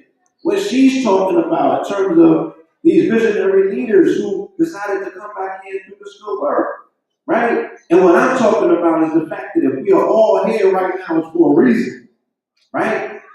But that reason shouldn't be this small. It could be this big, right? It could be this big. Let's align ourselves mentally to find out what is the strength of the accessibility to the land underneath our feet, because this is magical land that we stand on, and these are magical times that we live in, right? It's no time to be basic, okay? You have to give yourself permission to be bigger than you ever dreamed or thought that you can be. Because if this land has medicine, if the time has opportunity, and everything is aligning, you know, why are we having more of these conversations where we like, no, let's do for self, let's do us. No disrespect, but I don't want to hear about what Dr. Yo did in the early 2000s in Atlanta, and we're not willing to follow up where the master teachers left off. Because you already have a physical model, which means that it's extra. You already have a sample of what it looked like. You don't want to do that again. Stop talking to me about Black Wall Street if you're not willing to resurrect the Black Wall. That was 100 years ago. Or even that we build pyramids, because if you can't build one today, Right. if you don't understand the science of it, then what's the point? Right. Was that you? Was that you to begin with? Right? How come everything else about your ancestry is recessive and pops up in your physical, in your space, right? Why come everything else is popping up out of your bloodline, but you knowing how to build pyramids, you forgot that? You lost that? That ain't popped up yet? With all the traumas and everything else in the past, it's catching up. That's generational. But your ability to be a master builder, you can't access that. It got to be somewhere in the conscious record. All that means you spoken. It don't you slipping. Ain't nothing yet. You ain't locked up. So, and when I say something like that, it's not to put you down if you don't know that you don't know. It's to encourage you to inquire. If you are drawn to something, go and do the due diligence. Find out about it. Learn. So maybe pyramid building isn't exactly your thing, but maybe architecture is. Maybe the healing work that went on inside the pyramid is. If you're recognizing your body as a pyramid. The 4 points, we talked about the mind, body, soul, and spirit. You get into sacred geometry. There is always a way to get in where you fit in to activate your conscious self, your ancestral memory. It really is encoded in your DNA. It's in your electromagnetic energy field. Be still, just meditate. It's really not rocket science. We tend to think that it is because we're told that it's this spooky, airy, fairy stuff. Most people can see and can see auras, but because you're told that you can, you don't think you can. So that as you're doing it, you don't know that's what you're doing. But be with that one, okay? So the more you get to be still and get to know you, the more you begin to tap into your powers. The more, if you are a pyramid builder, that you then begin to recognize that within yourself. And you find out how to actually do it. You'll be guided to it. It doesn't mean everything's going to come at one time. Certainly, Kemet was not built in a day. Certainly, these alignments don't happen instantaneously. They take time. They really do. And I would just encourage you ultimately to remember that you chose to be here in this moment in time. What will you do with it? As Pop said, you each get 24 hours. What are you going to do with your 24 hours? Will you study? Will you work? Will you heal? Or will you be secretly engaged in stinking thinking? When it just becomes a matter of the fruits of your labor start to show. So even if you cannot be in some special holy place on the planet, be inside yourself, because you're the most special holy place there is. Your own divine temple, your own divine self. So prepare by cleansing, fasting, focusing your mind. Check yourself about your thoughts. Check yourself about your emotions. These are things that you can do to be sure you're in alignment as this new world is being ushered in. And it's been happening. It's just now the alignment is actually here. It's kind of like when you're driving down the street, like if you're going down Portland, for example, and all of a sudden you get all the green lights. What? That's alignment. Okay? You're like, That's a tangible like, alignment. I made all the right decisions to come out at the right second and the right minute to catch these lights. Right, to catch that blinking yellow light so you can make that left turn. And then every single light is bam, green, green, green, green, green. Yeah, that's alignment. We can do it. We do it all the time. So I'm honored, right? Because 2012 was the beginning of the return of the gods, right? I always say 2020 is 2012. So here we go. 8 years later, we come back. Return of the gods, right? It wasn't just an event. It was the theme of this year, right? The gods and the goddesses have returned, family. So It opened up things for us after COVID. blew it open. Didn't it? Yes. The Lion's Gate. Right? On the alignment, on the lion's gate, right? Being intentional and purposeful about placing yourself in the midriff of the portal and beautiful melanated women spearheading it, right? And we made it happen. You dig what I'm saying? And it continues. But I want us to be cognizant of that so we can curate that energy and not let it dissipate.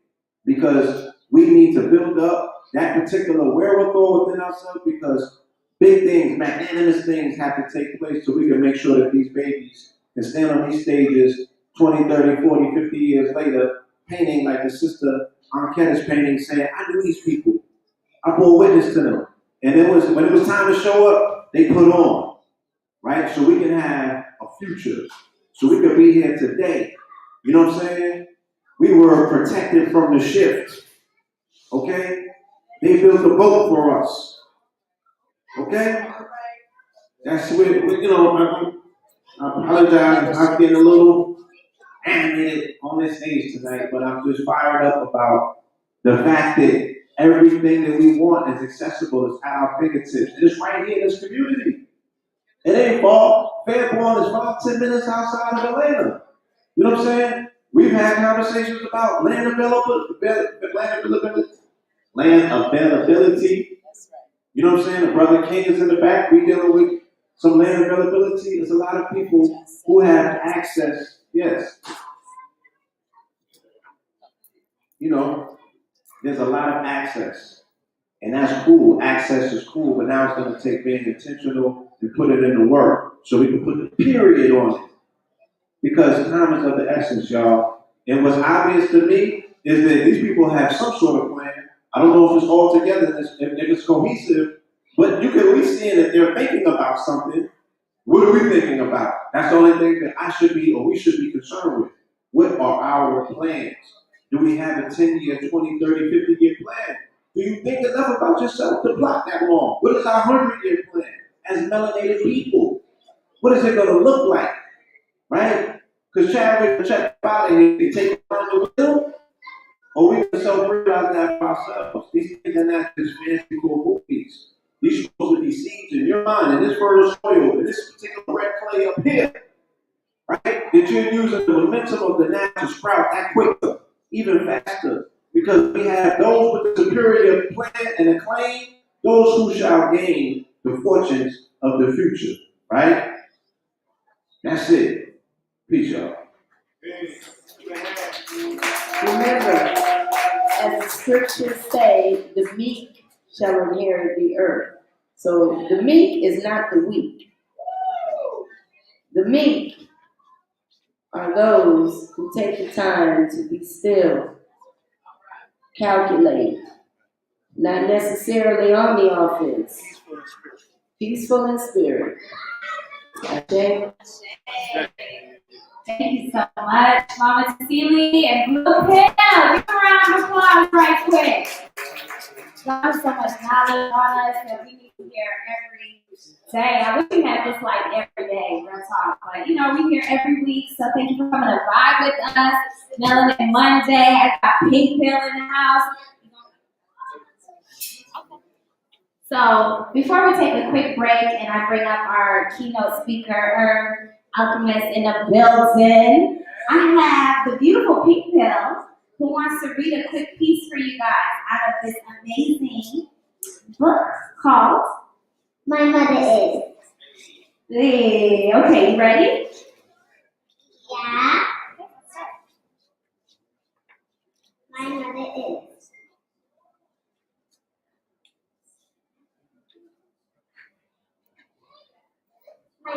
My mother is a nurse. She can make a sickness stop.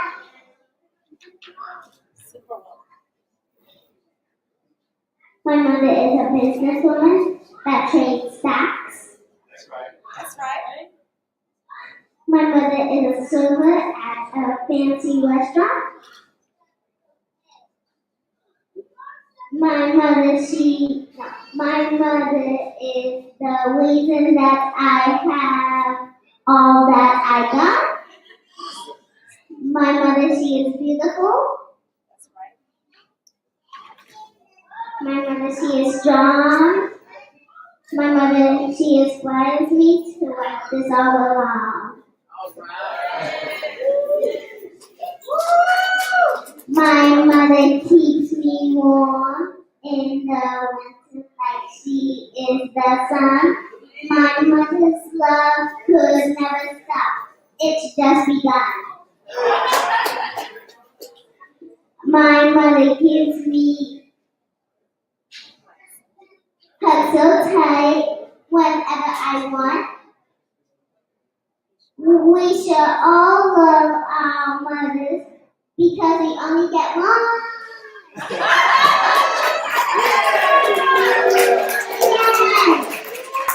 Thank you. Thank you for coming to Monday night. And remember, we should all love our mothers. Give Pink a round of applause. She's been coming up here every week, consistently showing us her talent. And you guys support her, give her the love, tell her how amazing she is. Because she's just amazing, isn't she? Right? We love you, Pink Pale. So we're going to take a quick little 5-minute break. If you guys could, we have our vendors in the building. Check out our vendors.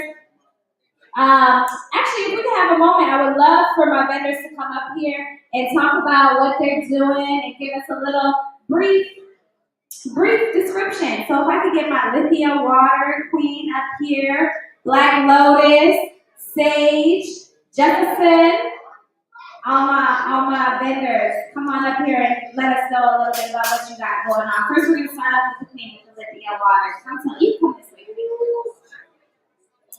Let's give a round of applause for this queen, bringing us live real water. Good evening, everyone. So I see that the theme for tonight has been, how do you sustain the spark? And we have Dr. Sabi, he says that we are electrical beings. So what does that look like on a micro level or on a day-to-day level that we are electrical beings?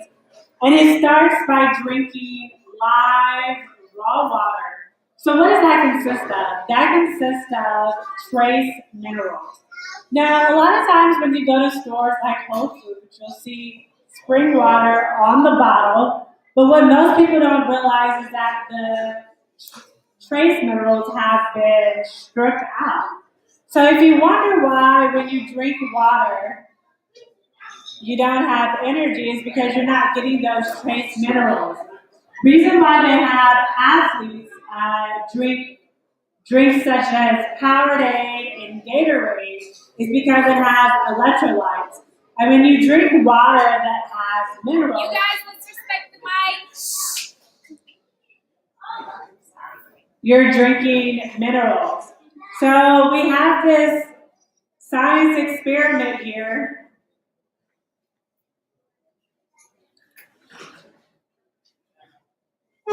Okay, so we have an experiment. For some reason it's not on, but basically when you put the wand in the water, it should light up.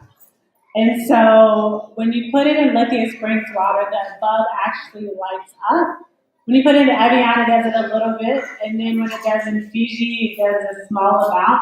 But the idea is if you're drinking water that has no minerals, you're actually dehydrating yourself. The World Health Organization did a study that says that when you drink water with no minerals in it, you actually take energy out of the mitochondria, which is the cell, which is the energy or the battery for the cell. And so it's really important. Furthermore, it's interesting to drink premium elixirs like lithium bicarbonate in your water. It's not something you should drink every day, or you should drink if you're taking ibuprofen or if you're vomiting, but it's something that you should have 2 or 3 times a week, especially during COVID. So a lot of people don't realize that coronavirus is nothing new. It's actually been around. When you heard of things like SARS, that was an example of a coronavirus. And the thing is not really about coronavirus. I think we have to refocus our shift. It's about how do you increase your immune system. The thing is if like Mother Cecilia said, increase our frequency or increase our immune system, that should be the topic of conversation. And one of the ways to do it is to get key trace minerals like lithium bicarbonate. There was a study done in the 1970s where they noticed that when they were giving lithium bicarbonate to patients who were impacted by the zoster family. So what is zoster family? That is your chicken pox, that is your herpes simplex, and a lot of people don't realize that when people say herpes, they think of it of just as sexually transmitted, but there's actually 9 different forms of herpes. So a lot of times when you hear people getting things, unfortunate things like breast cancer or prostate cancer, it could be because it's a herpes simplex that has not been mitigated. And so there's 9 different forms of herpes, and none of them all come from sexually transmitted diseases. Like most of us have had some type of chicken pox, that's a form of herpes. So we have to, when we hear things, sometimes we don't know the scientific definition.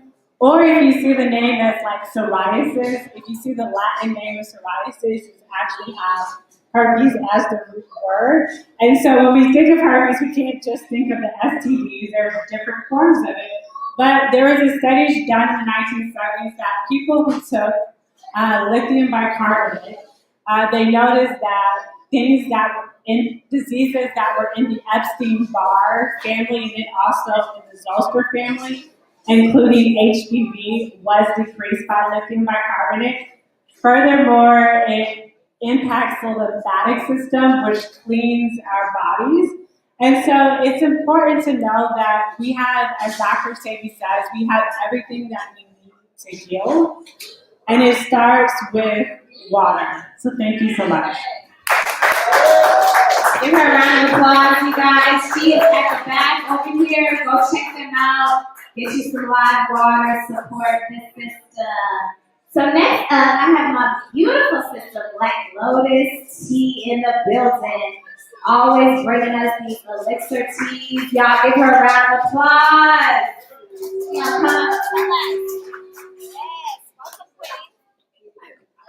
Peace, fam. Lotus. Here with Mama Lotus as always. I have the medicinal gourmet teas on deck, the infused teas, infused with psilocybin mushroom. Black Lotus Herbals really is about just our connection with the earth and our connection with the medicine. Really tapping into our body, tapping into our spiritual energies. And that's what herbs are, you know, they're spiritual energies. And so that's what I do. I do a little alchemy with the herbs. So come back there and check me out. Also, I have a couple really dope events coming up, but Friday, come check us out at the Cupcakery. If you haven't heard of the Cupcakery, it's a Black-owned cupcake and coffee shop right on Main Street. We're doing a black market, Black dollars, black market. Some really dope shit happening over there, so come check us out up there.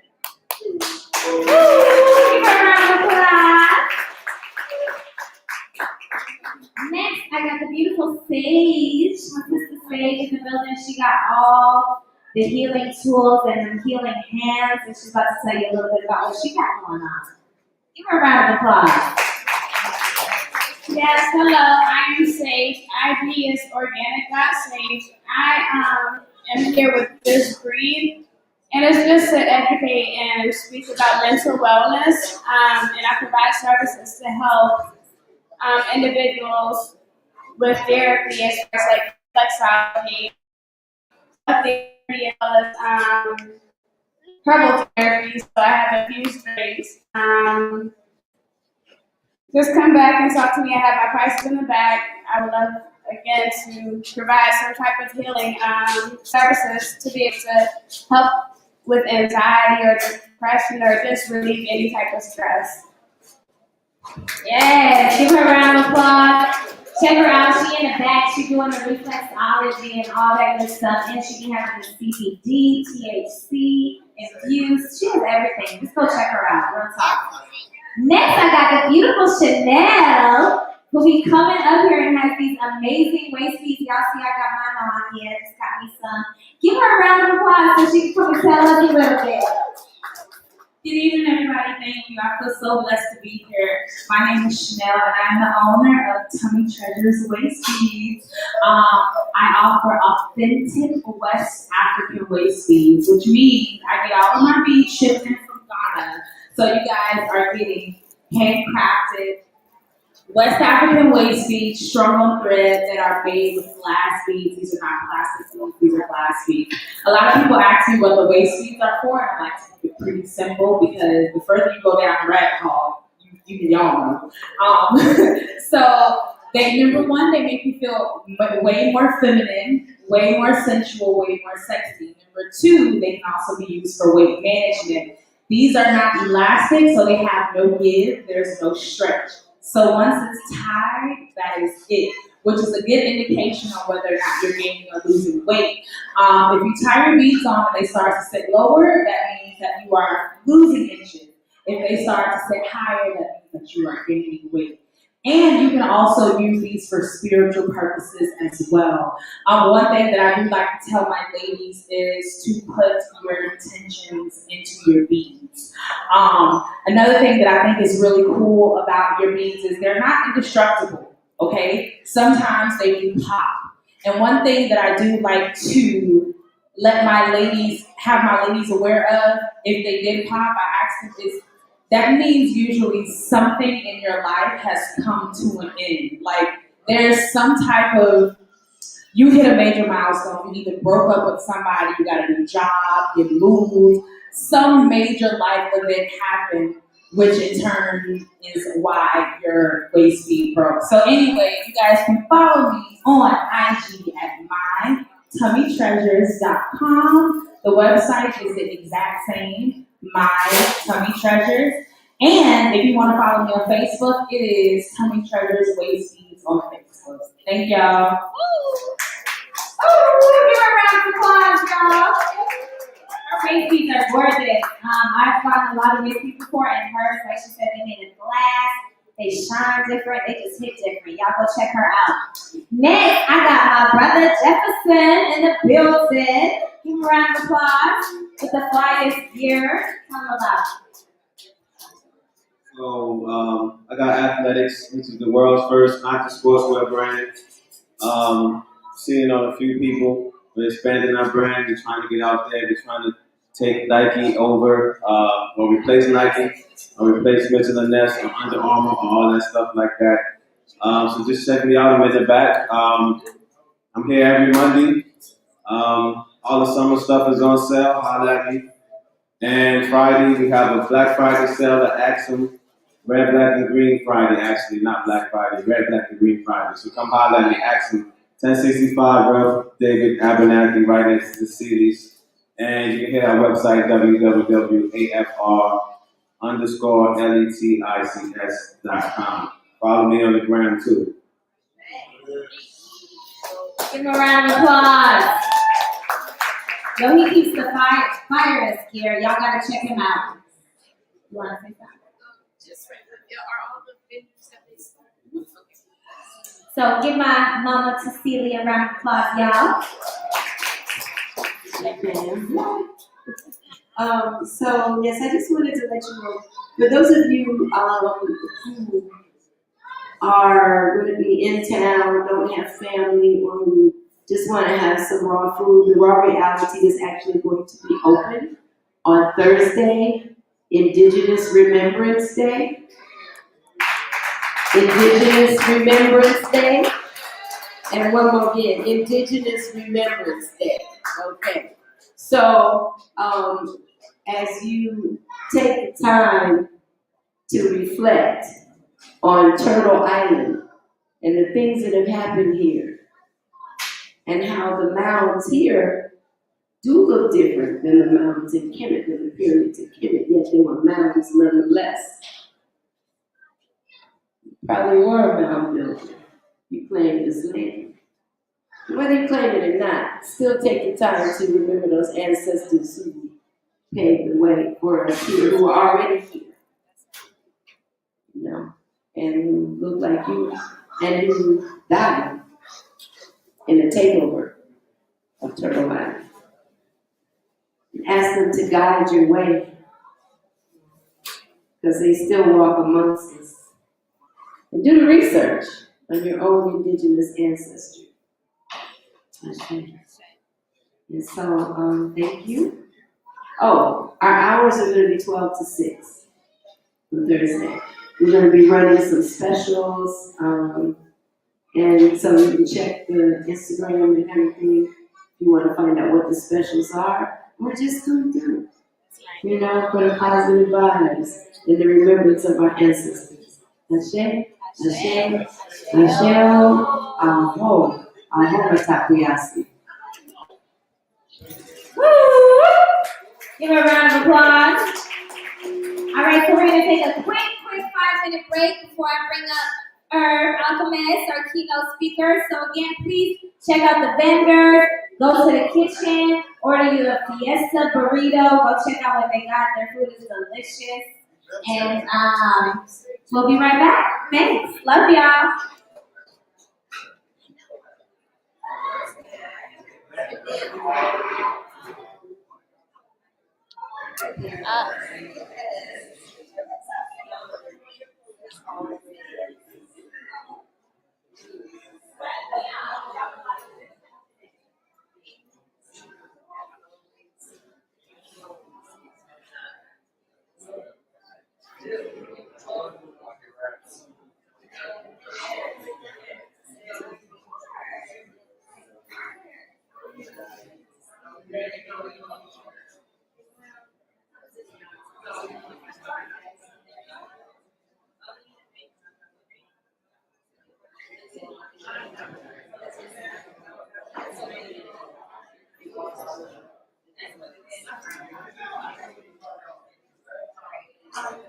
Sacrifice, hustle, pay the price. One slice, like the roll of dice, that's why. All my life, I've been running all my life. All my life, I've been running all my life. Sacrifice, hustle, pay the price. One slice, like the roll of dice, that's why. All my life, I've been running all my life. I'm married to this guy, that's why I made my wife. Said I died on and told that she probably right. One day that's the show, I'm a stranger to this life. I'm saved it for the crackers and the shoulder for the stripes. Don't know it like myself. I say self-made, meaning I design myself. Got me jail for age.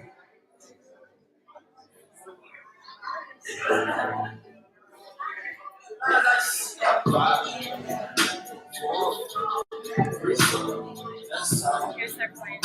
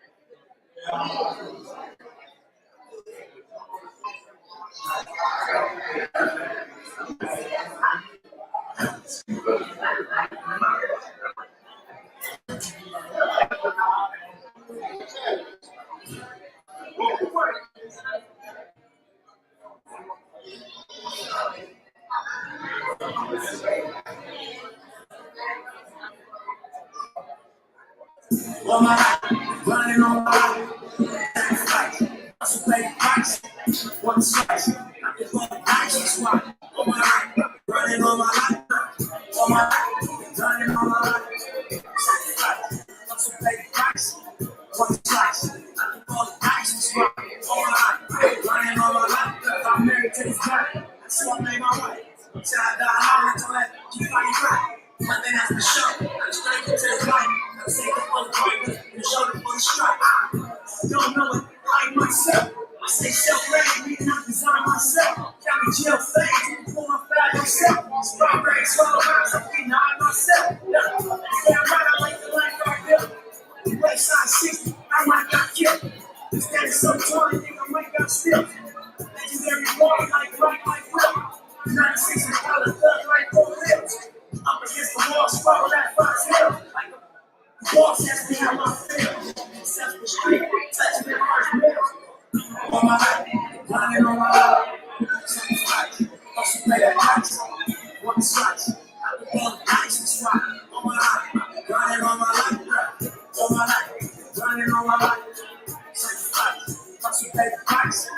One slice, I can pull the ice and swat. On my life, running on my life. I got everything I said I was gonna get on my kid. In addition to that fact, I'm with legit. Now, according to the way that I'm presented, these kids look like I'm just gonna keep on getting rich. Know they play side hard, that season's us. And they beat up, I'm a squeeze and bust. A rap, yeah, switch cheese and bust. On this rap money, I need too much. Money, loyalty, and love, in the dream we trust. I'm switching up the players on your team too much. Tiny copy, that's my love, no supreme, what's up? And we travel around the world, getting cream or what? And 2 girls over wherever I so sick and rush.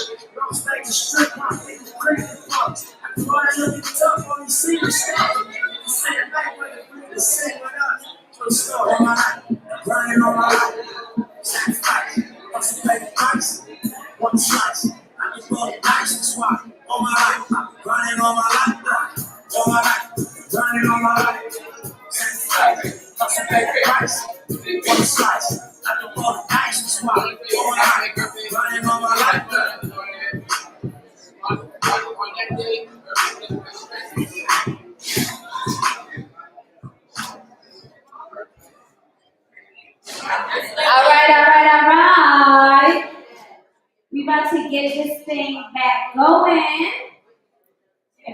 to get everybody to come back and get to their seats so we can get ready to bring our keynote up. Herb Alkhemyst coming to tell us some great things on how to banish COVID, about these elixirs, and how to get our immune systems up. So we got some great things coming. So y'all are, currently purchasing things. Finish your purchase, and please come make your way back to the front. Get your seat.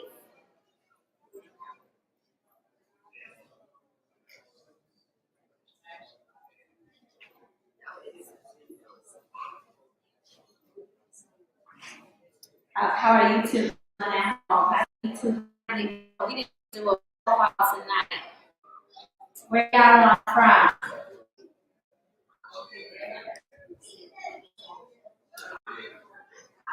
Family, can we come get our seats?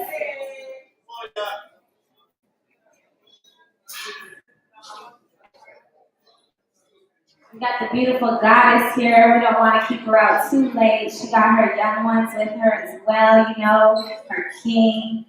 So let's respect each other's time. Let's all come get back to our seats and get back to the show.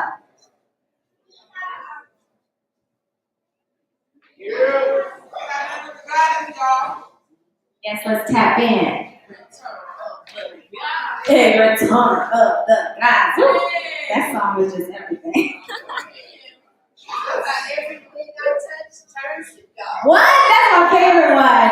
Everything I touch turns to gold. Hey, everything I touch turns to gold.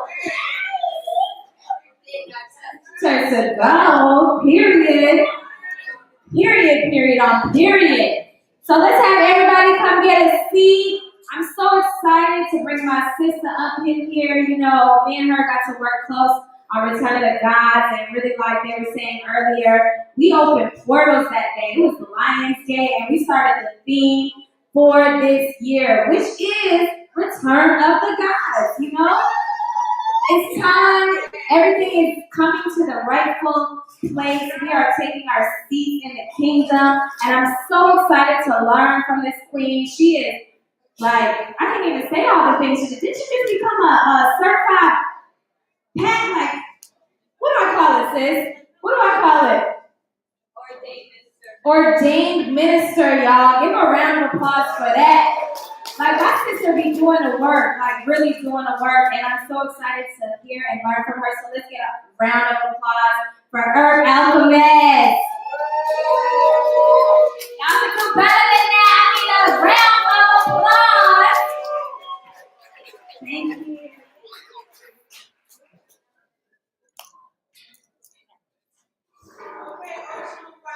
That's right. Oshun in the building. Hey yo, I'm taking in these solar rays. 2020 is here, yeah. Stepping into the new world. Aquarius fighting speed, yeah. Reckoning on the 9, transforming open ears. Time to hear the voice of God, and God is without a plea, yeah. Taking in these veggies, that's why healing them insecure. The boomers swell out their fast, so you step batteries and pass. Where the vitamins be chilling with minerals and enzymes. Suddenly grab my pen to go with this whole rhyme. World becoming whole this time, it's time to see the cracks in the earth. Our mama nature, please don't break her back. She's blowing like the sunshine, she's holding with love, flowing. We keep the opposites, holding with the God that just goes in. Remove the punch with lemon ginger root, let you be rolling. Chlorophyll, not with expelled, ecstatic cell is potent. Like potion for the motion of the ocean riding its beat. With explosion tapping your feet. Bring on that we are one body. Bring on that we are one body. Up all of life, negating and ideas. Coast like a bringing them balance, like a creative. Coast to coast, she's not the frequencies. Cause love is free and we frequencies. Yeah, bonding up, masking, feminine energies. Cause it's all that be that holy trinity. The womb, man, and child, the sea. From coast to coast, planet to planet, galaxy to galaxy. The change got my mind because it holds your eternity's key. Hold to the mind and I'm around to reverse the inner-reality. Time is up in essence when you connection spiritually. Because I am you and you are you, but you are really me. And we are the fruit from the root that bears on seed. Run around the big breath and life and falling into a pile. And we are migrating populate. And animals and insects. We are one team. A cyclic cycle, we beat on spirits called unity. Here's this energy of the highest light, we call it love. Casting down satanic forces with the guidance from my papa. I'm nurtured by my mama. Got us in her arms forever. We don't never see the day that I got children found the treasure. Here to say the day that we put all our pain away. Opening up our first eye because divinity's here to stay. There's the way we eat, speak, and think. Take a peek at the kings and queens in their seats. I gotta put that on repeat. There's the way we eat, speak, and think. Take a peek at the kings and queens in their seats. And then the message to the beast. And then it's time to retreat. Tell them it's time to retreat. Rise in the original earth beings. The time has come for spring cleaning. Detox poison, yes I said. Gotta make all things new. So when the enemies try to step on, they be loud like their shoe. But to the high level covered in blue. This is magic, no it's voodoo. Just gotta handle this voodoo. Just gotta handle this voodoo. Because this madness is true. Light of darkness in the moon. Keep your thoughts in check in the womb. Resurrect, we are attuned. Resurrect, we are attuned. They can't see me, but they feel me. Hear me, feeling spirits in the room. Because this madness is true. Just gotta handle this voodoo. Reconnecting the mom. Okay.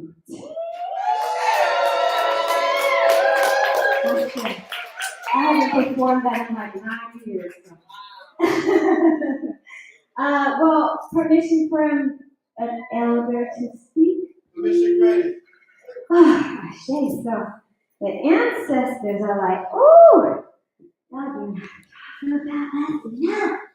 So let's first and foremost pour some libations. I want to make sure I don't forget nobody because I don't want to trouble there. I'm joking, but I definitely want y'all to join me after I mention these. Peace to everybody in the digital world. What's up? You got your plant, you got your water. Let's pour some libations and bring it at Goon Goon on a Goon Goon Day, right? On a Backlash Day. So I just want to first and foremost start it out with all the medicine men and women from my father and mother's lineages, all the spiritualists, high priestess, priests, shamans on my mother and father's side. I want to shout out Marie Laveau. I want to shout out Emma Dupree, a wonderful herbalist from the early 1900s. Dr. Sebi, Dr. Delbert Blair, Ashe. Y'all can out now, Imhotep. My grandmother Estelle, my great-grandmother who is pictured here right now, who was one of my guides. My grandfather, or my uncle Leroy, who ran in the Olympics and even allowed us to make way to America from Trinidad and Tobago, Ashe. My grandmother on my father's side, Dr. Yard, who was the medicine woman that I followed behind. My grandmother, Ethel Ross, who was a powerful, powerful, divine witch in her own right. And just all of our ancestors. We spoke about the Olmecs, we spoke about the Cometians, all the great alchemists, all the great healers. Ashe. Oh.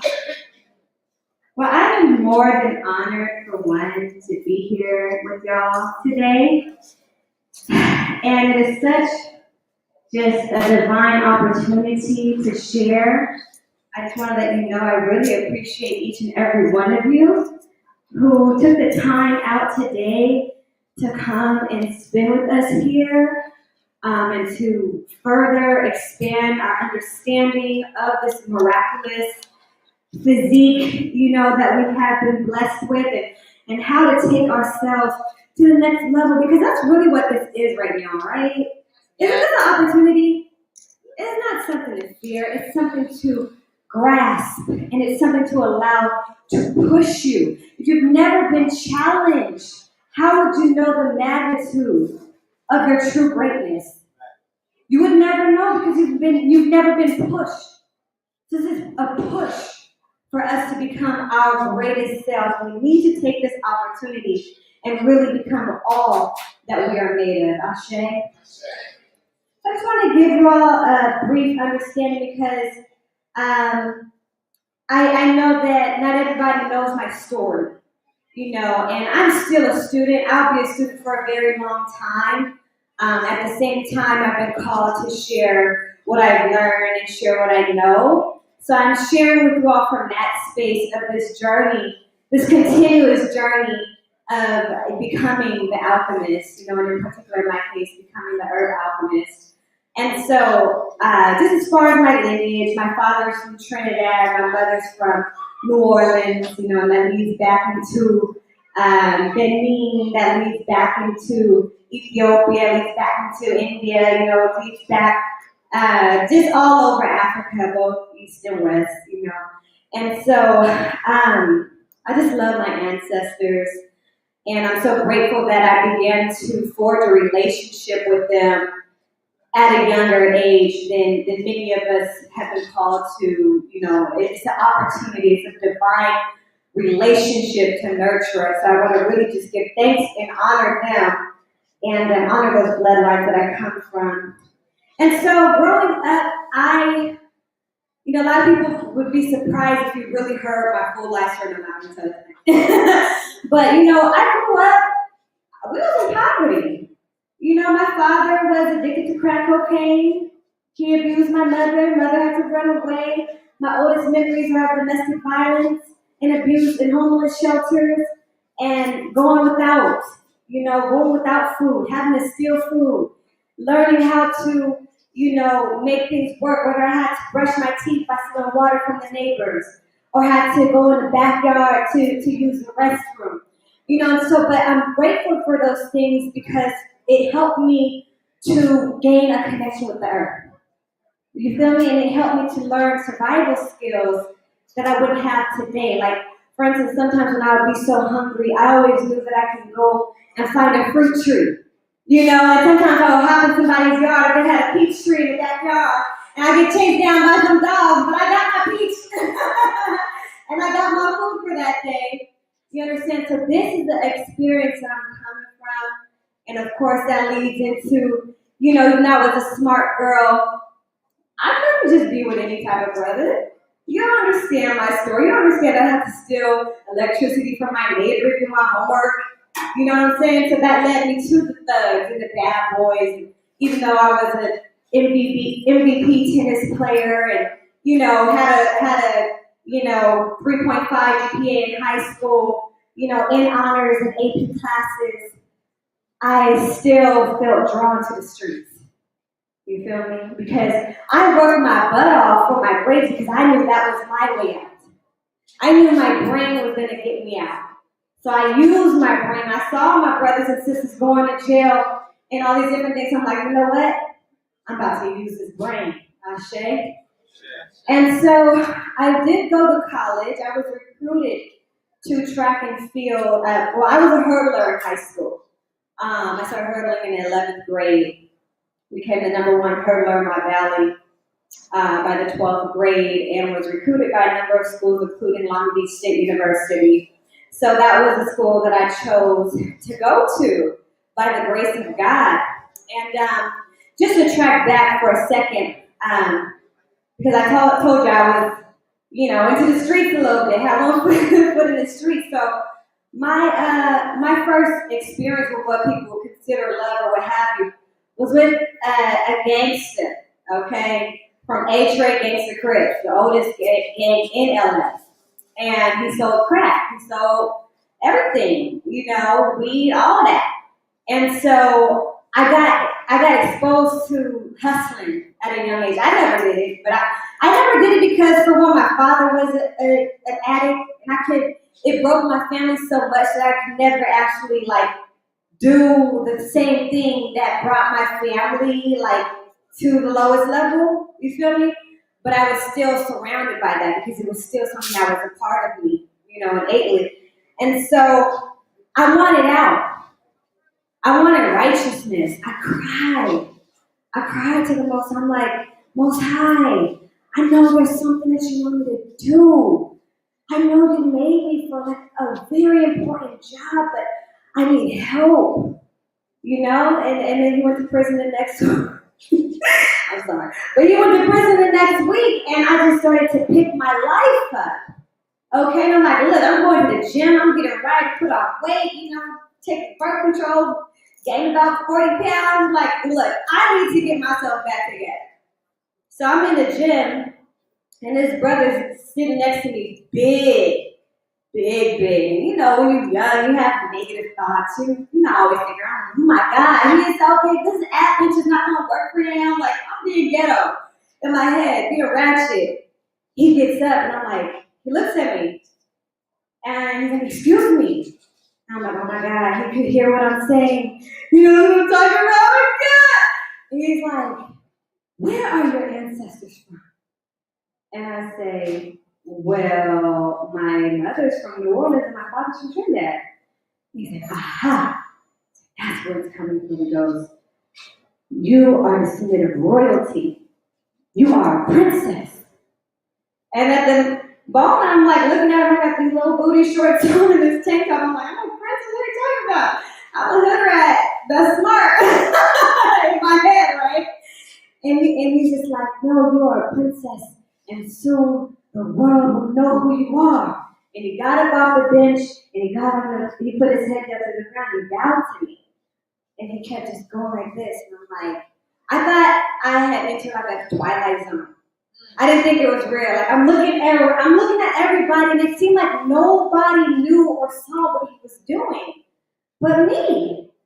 I had to ask my mom later, like, did you see that guy like get on like down to me like that? She's like, oh yeah, baby, I saw him. So I knew I wasn't dreaming, you know, and so after that I started having a lot of dreams. Having a lot of dreams of Africa and dreams of my ancestors and just magical dreams. I started being more attracted to, you know, more intelligent books like Miseducation of the Negro by Carter G. Woodson.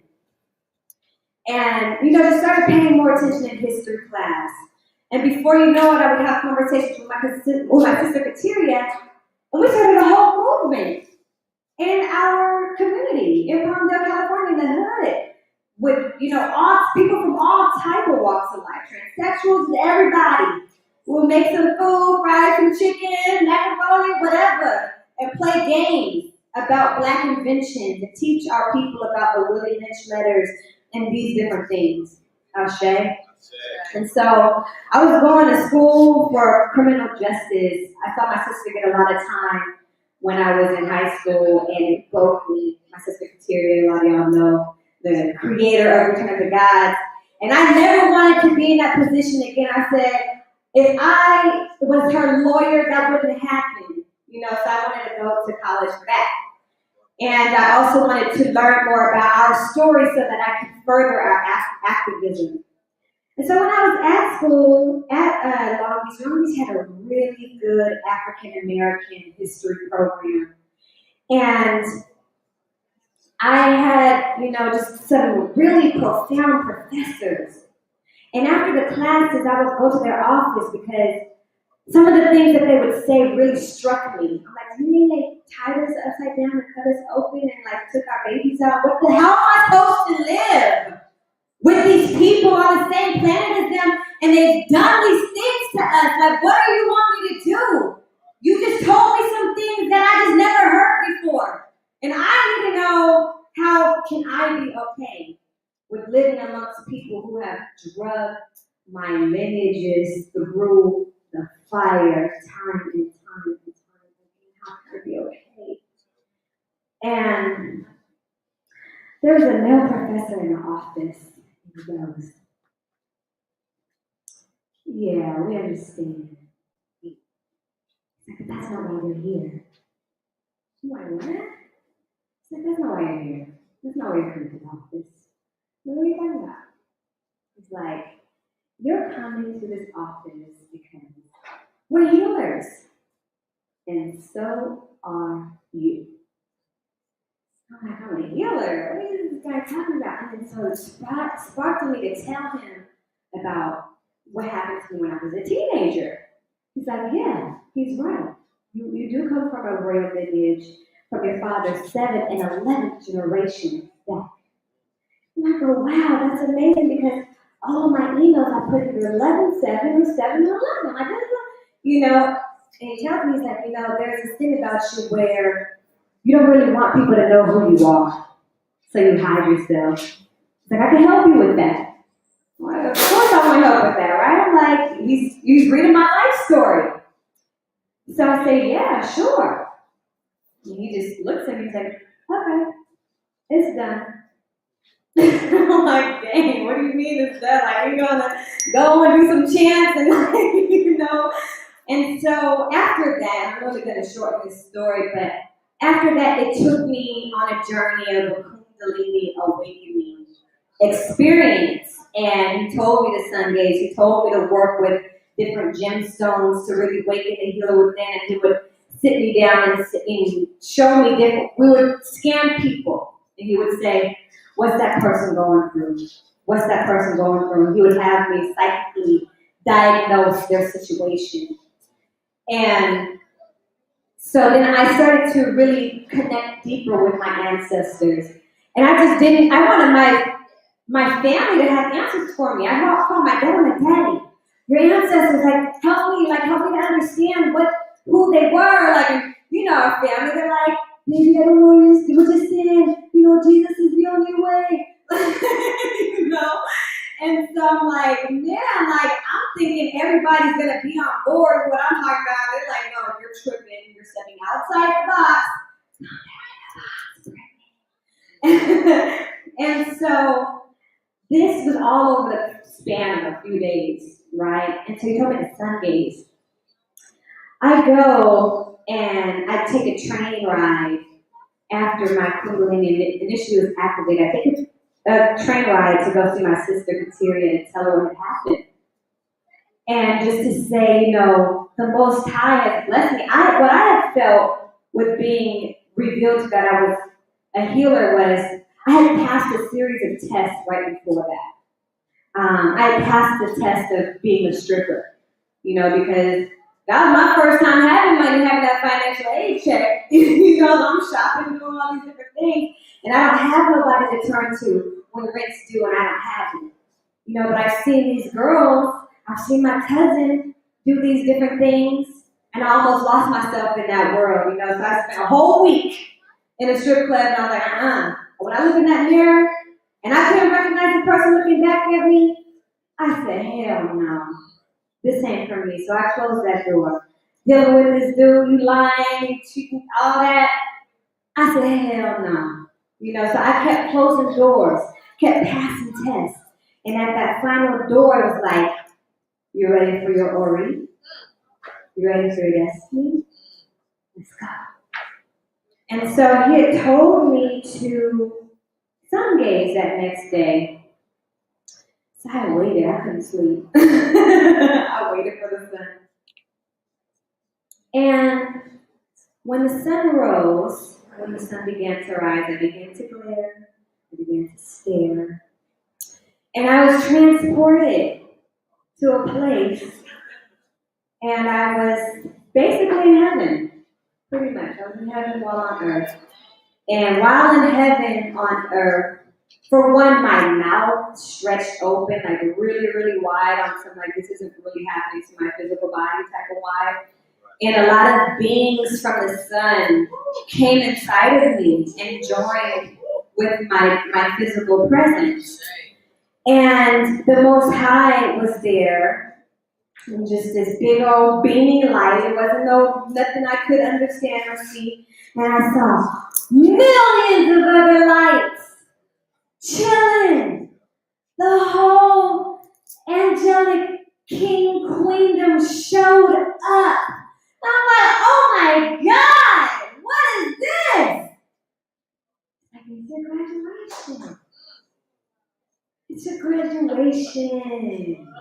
Most High takes my hands, makes me spread my hands out, and charges my hands with the most divine ashe I could ever even imagine, and tells me all the diseases that I'm made to remove from the planet Earth. This is who you are. Whew. And it was such a divine experience. And I never wanted to escape it. You know, when you have those spiritual experiences, like, keep me here, please.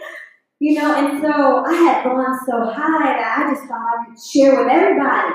I'm like, ooh, I'm like this superhero, like, My hair was standing on the top of my head. I was walking past light poles. Oh, I'm like right now, huh?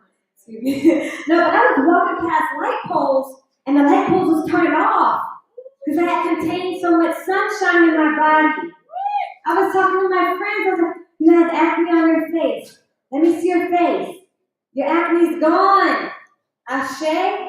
I was going into spaces, and I was like, you know what? All of these spirits up in here, bounce.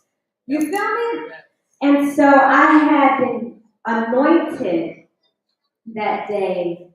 And so when people talk about royalty, like people think of royalty as these people that just wear these, fancy outfits and have a lot of money in the bank and can control certain things. No, when you're really royal, you have governance over things from a heavenly position. You make decisions and moves for your entire planet. You sit on the Galactic Council and you make power moves for different star systems. I don't know, they plan to dress up. That is not, you could be in some flip-flops and a t-shirt. Listen, royalty is from within.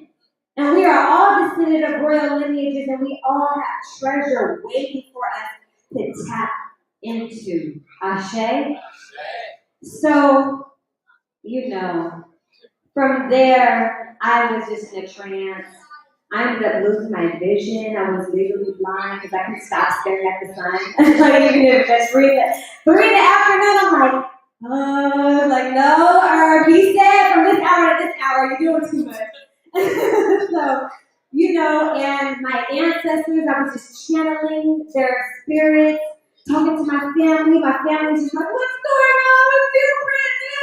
I'm telling you, Jesus. And I'm like, no, it's the ancestors. No, it's God. No, like they didn't understand me, And so I spoke to the Most High. I'm like, Most High, you told me that I had all this power and everything, but what's going on? Look, it's chaos. Everybody's looking at me. My family thinks something's wrong. Children, lower your voices. So I say, they think something's wrong, Most High. Most High says, listen, put it away. Put it away for now. I'm going to tell you when to bring it back up. Put it away. I'm going to help you to understand it. Go blend. So I go out the bathroom and I'm like, you guys, I'm okay. Really, I'm fine. Everything is fine. But when I descended from that power position, I became very vulnerable. And I began to return to my human state of being. And in that human state of being, I realized that I was such a sponge, an open vessel. And I was every little spirit. They knew that I knew who I was at that time. And they knew that I had to put my power away. And so I became exposed. And it was a very difficult experience for me with having no external vision. Ashe. So a lot of people experience, or they talk about the spiritual journey, they're like, oh yeah, I want to, and they talk about it like it's like doing drugs. Like you just want to get high. No, this is, when you really activate your God power within, it's nothing to play with. And a lot of people have lost their minds from just tasting that God power. And you have to really want to surrender yourself to the divine will, and you have to follow step by step by step. So that's what I've been doing. And so to fast forward, the Most High told me to bring it back out when I was in the hood in Inglewood after I dropped out of college, and told me to open my business, Amazon Services. And so I opened that business in the trap house, where brothers selling weed and all of that. And I started serving my healing herbs alongside, marijuana is a medicinal herb too, depending on how you use it. And so, I had my people, I had prostitutes, gangsters, hustlers, killers. buying medicinal herbs from me, coming back like it was, anything else. Oh, that made me feel good. What was that? Yeah, give me a happy tonic again. Started selling herbs in the park, in the Mert Park. I was just on my feet with it, and there was a moment where I was like, I'm supposed to be like this person with like a white jacket, and I gotta talk like this, and I gotta move like this, and I gotta walk like this, and like this. And I'm like, most likely not. Thank you. I made you to be with your people. And so today I do hold a bachelor's in metaphysics. I'm an ordained minister of metaphysics. I am a sacred woman. I am a wellness coach. What else? I got certifications for these, certifications in botany. The list goes on, but there's nothing like that certification from heaven. I said there's nothing like that certification from heaven. So there's a lot of people that sell herbs today. There's a lot of healers walking around. There's a lot of people that want to be healers or that see the benefit of healing, whether it's the adoration or even the financial blessing. But this is not an easy journey, especially if you aren't called. So I really promote for people to really figure out who they were made to be and dive deep into that purpose.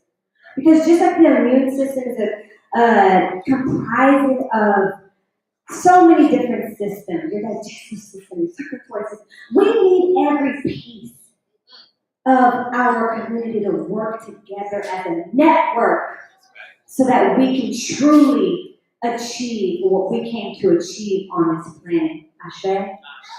Ashe. So,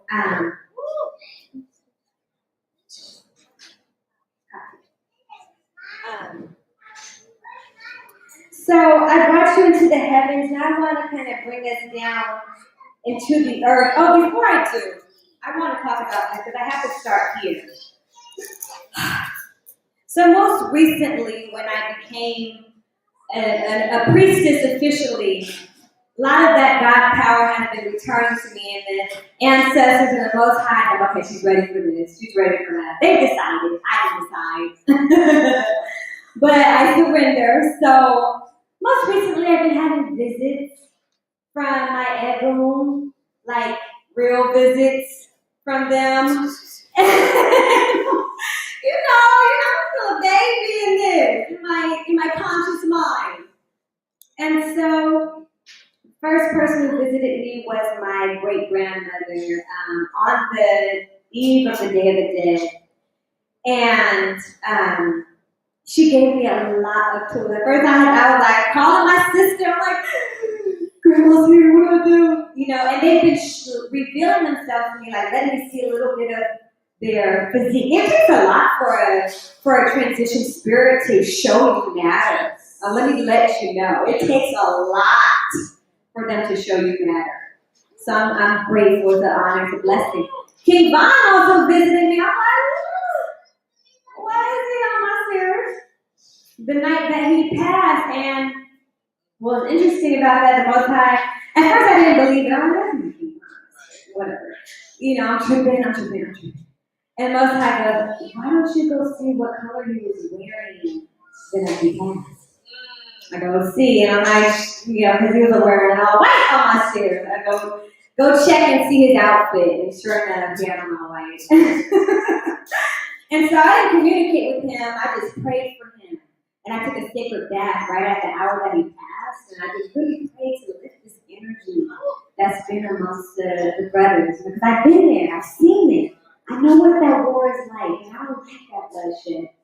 So I helped him in his moving forward as a soul, Ashe. And so most recently, on the new moon, for one, my baby girl, she's such a powerful, all my children are just very, very powerful, spiritual healers, and just, when you don't vaccinate certain things, they're able to blossom and be who they're born to be, Ashe.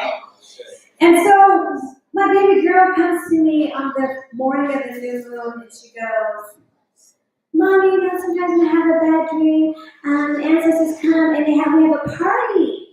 And she's like, yeah, and they're in the ocean, and there are sharks, and they're telling me that they got eaten by the sharks, and, you know. And I'm like, whoa, middle passage. Those ancestors that had jumped over, yeah, they still stand. So, that night, I got a visit. So, but it wasn't a dream. It was that good old hour of 3 a.m. Night of the new moon, and I'm a Cancer. Any Cancers in the building? Where my water signs at? Water gang, make some noise! Oh, y'all deep up in here. Okay. Air signs, where y'all at? Water swords.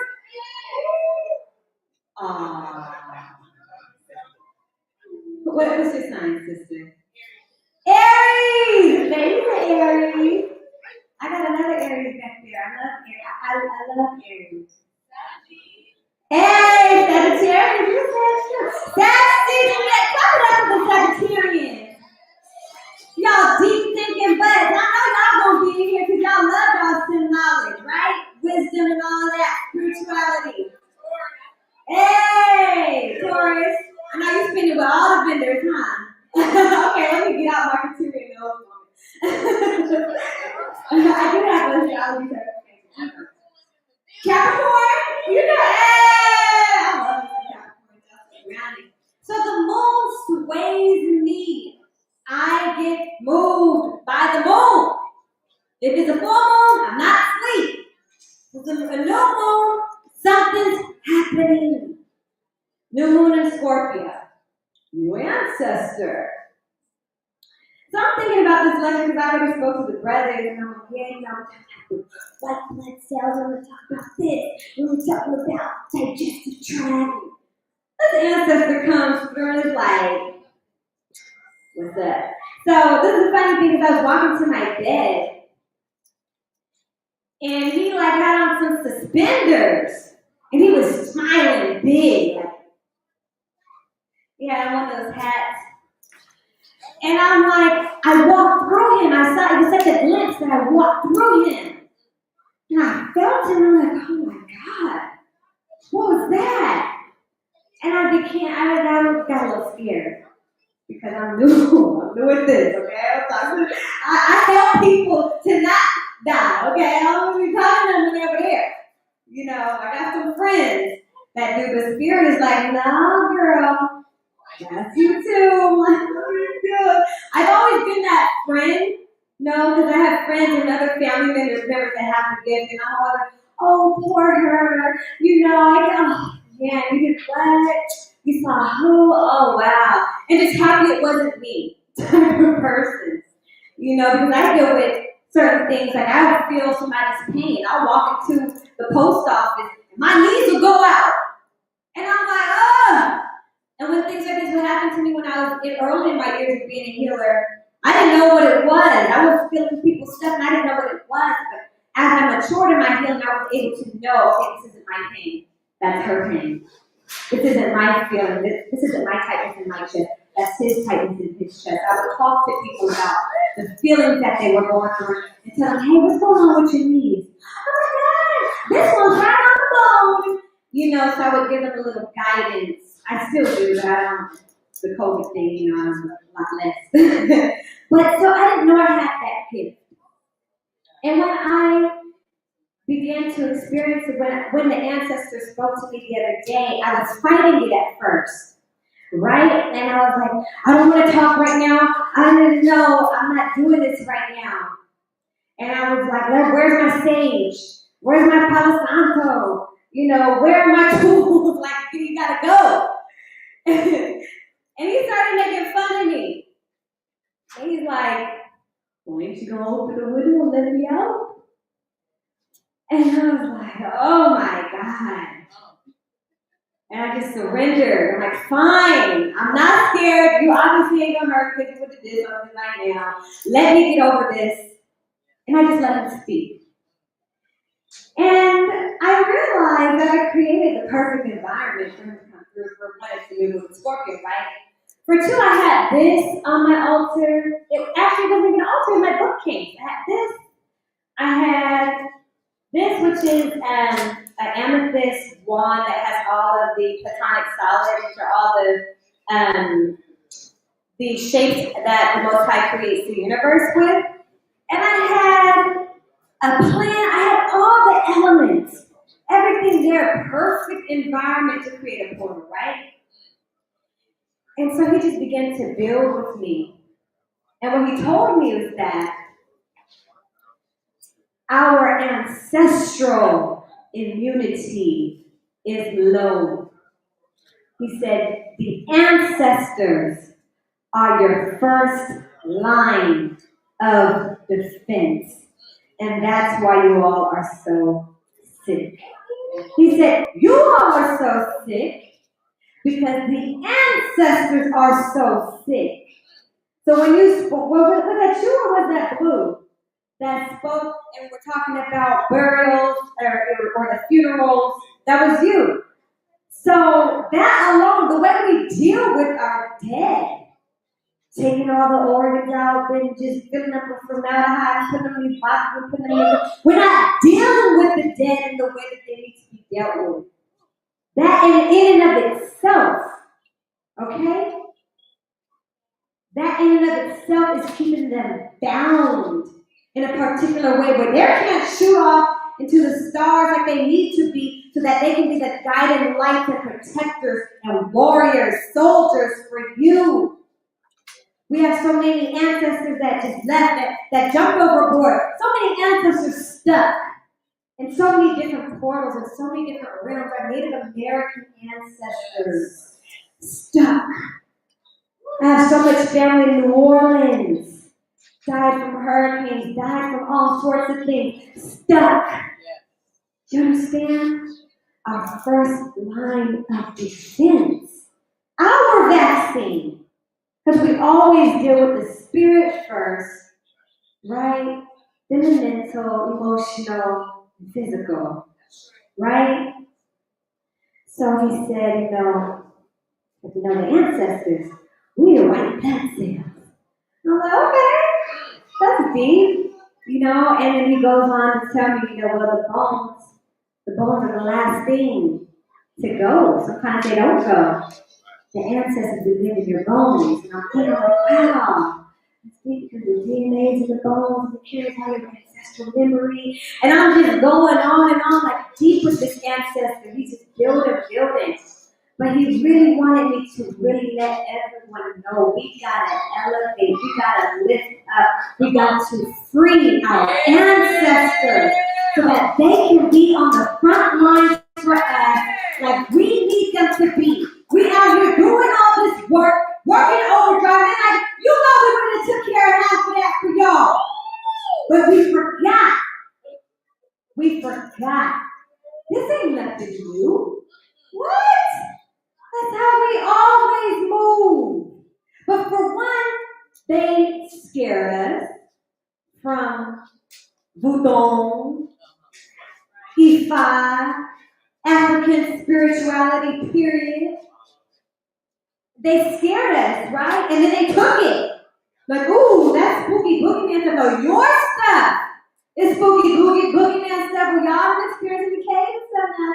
That was spooky boogeyman stuff. What we do is not spooky boogeyman stuff. What we do is stay connected to the ancestral realms because we are living for them today just as much as we're living for our children tomorrow. And we have to take them and carry them and understand them and remember them and keep their legacies alive so that our children's children can know the true power that they hold inside themselves. So they don't have to go digging for it like we do, like I had to. So they can already know you're a master builder, you're a mathematician, you're a healer, you're this, you're a businessman, you're a businesswoman. These are things you didn't have to go to school for because it's already so deep inside of you. I've been working with herbs since I was a child. I used to pick berries off the tree and grind them up and try to make stuff, make body sprays. You know what I'm saying? Pick leaves. Every leaf I pass, I have to rip it off the tree and rip it up and smell the essence and see what was inside of it. That's ancestral memory. Ashe? So we each have to create an ancestral altar. We each have to. You know, and not only do we have to do it individually, we have to do it collectively. Atlantis, right? We have to do it collectively for the Olmecs and everybody else who walk the plains and walk this land in particular. The ATLians, the Atlanteans, the true magicians, the alchemists that live and walk on this land. We have to reawaken that spirit and let that cover the city. To where people are like, what's going on in Atlanta? They have 0 cases of COVID. Yeah, because our ancestral immunity is on point in Atlanta. Ashe? Ashe. Thanks. I'm just so grateful, and I want to take a moment, even before I go deeper, to just really acknowledge the Most High and say, Most High, if you can please just continue to walk and speak and move through me, and ensure that my ego is kept to the side, ensure that divine speech is what speaks through me throughout the duration of this experience, ensure that all disruptive energy, all the spirit of disruption leaves the space, that the spirit of openness and wisdom, divine understanding enters the mind of each and every person that's present at this time, so that they can really receive this message, so that they can leave this establishment and be charged up and have greater understanding of how to be the spiritual and physical warriors for their families, friends, and everybody's life that they touch going forward. Ashe, ashe, ashe. Okay, so let's bring it into the actual physical plane. And let's talk about the immune system, y'all. Oh, hold on. One thing before I even go there, I just want to say it's very important for us to close portals in our household. Okay? You have to close portals. If your house is cluttered, if it's a mess, clean it up. Please. For your own spiritual well-being, your own spiritual immunity. Because negative forces will come and they will dwell in your space because it is unclean, okay? And they can attach and become physical manifestations of dis-ease as well. Ashe? Yes, so close those portals. Don't poison your house with bleach and stuff. We'll talk about that later. Let's talk about the immune system. So not a lot of people, for one, the public school system has really failed us by not making anatomy and physiology a requirement for all people. When we were in preschool, we needed to be learning about the basics of the human body. You needed to know your main organs, what they do, okay? It shouldn't have been an option. You need to start to become your own mechanic from when you were a child. It's not fair, but it's big business. It's big business for you to go to a doctor's office and to be like, well, you're such and such and such, and all these big words going over your head, and all of a sudden you didn't even realize that it's your human body that they're talking about. You're like, okay, with a blank stare, just take this, okay. Because you don't even know your own vessel, right? So I challenge each and every one of you to learn anatomy and physiology and to understand what the heck it is that your soul is using as a vehicle to maneuver this earth plane, okay? It's essential. And after you understand each and every segment of your human body, you need to understand what each and every system and organ needs and requires in order to maintain itself. See, this is what I study. I don't study disease. People come to me with so many different diseases, and I'm like, never heard of it. But what organ is that? Oh, that's that. Okay, so are you doing this, and this? You're not? So yeah, it's easy to see how that organ can get out of balance. It's easy to understand how that system can become impaired. right? And so when we're talking about the immune system, we're talking about a network of different organs and systems. It's not just some thing, it's not just like your digestive system or your pulmonary system where it's just, that's, you know where it's at. You know, your digestive tract is, you know, starting from your teeth and, you know, your stomach, large intestine, small intestines. It's a collection. It's a network. Okay? So let's talk about that network. And feel free to take notes at this point because it's that earthbound stuff where you need your conscious mind. All right. So, okay, so we start with the skin, you know, as a part of the immune system, that external barrier, keeping bacteria and pathogens out. You know, that's basic. Everybody should know that that's a part of your immune system. Also, like the hair follicles in your nose. You know, the mucus that produces in your nose. These are part of your immune system because they help to keep bacteria out. Ashe. Now, these two filters are not necessarily considered a part of the immune system, but I consider them a part of the immune system because they're very, very vital and important. Okay, so let's talk about the liver. When I think about the liver, I think about the liver as being like a bodyguard at a club. Okay? And so he's at the door, he's like, he ain't letting nobody through. You got your name on the list? Not, can't come through, all right? You know, oh, you were apricot? Yeah, I reckon, okay, yeah, you was apricot. Kind of cute. Come on in. You know? I don't know what you are, Coca-Cola. I don't know what that donut is, like, you know, blocking toxins. A lot of the food that we eat, you know, is a bunch of chemicals. And you just eat it because it tastes good because the parasites in your body said they wanted it, but that's a whole other story.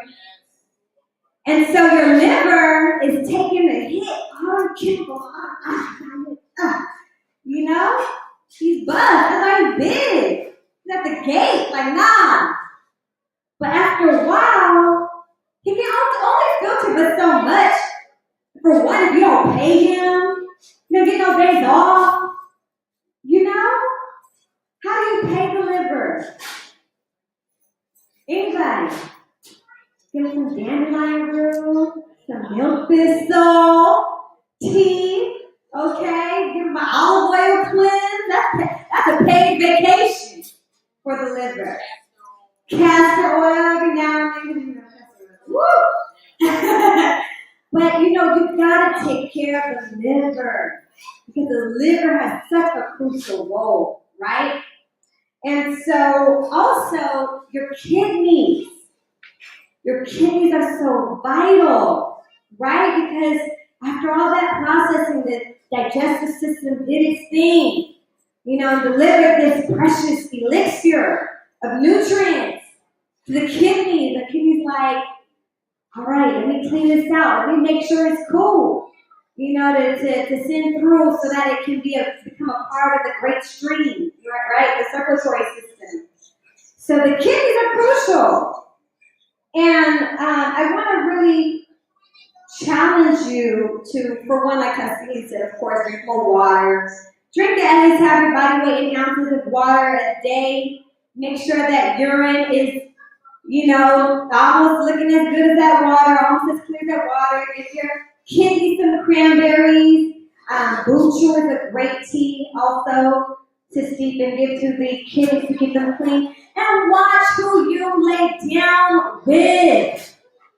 Watch who you lay down with. Your kidneys carry your life force. They have such a critical job. Okay? And your urinary tract is attached to your reproductive system. Brothers.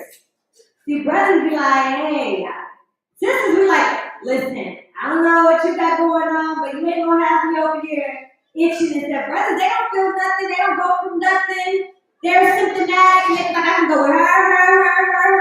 And that don't mean that there ain't no sister that ain't hot in the box too. But brothers, y'all don't realize how much, because you don't get the infections like women do. So you don't realize how much you're impairing your kidneys a lot of the times, okay? Until it manifests into a chronic illness. So I'm challenging you while you're young to take care of your sexual health and recognize who you are and how great you are, because the kidneys filter that blood, and blood is the bank for the entire body. You gotta take care of your kidneys, okay? So,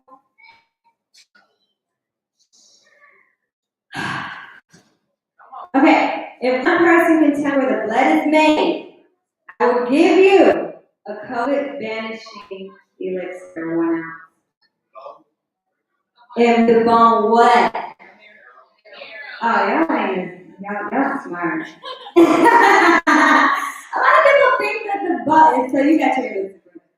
But a lot of people think that the heart makes the blood. Again, we didn't learn anatomy, physiology. No, the heart is just a distributor, right? And the bones are the manufacturers. Didn't I say that the ancestors are in the bones?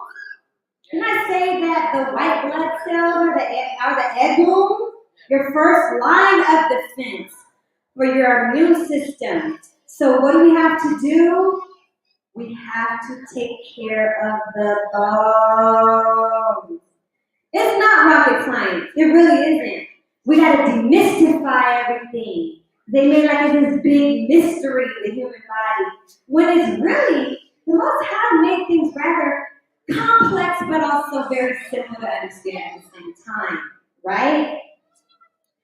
And so, your bones need calcium, they need magnesium, but they also need selenium.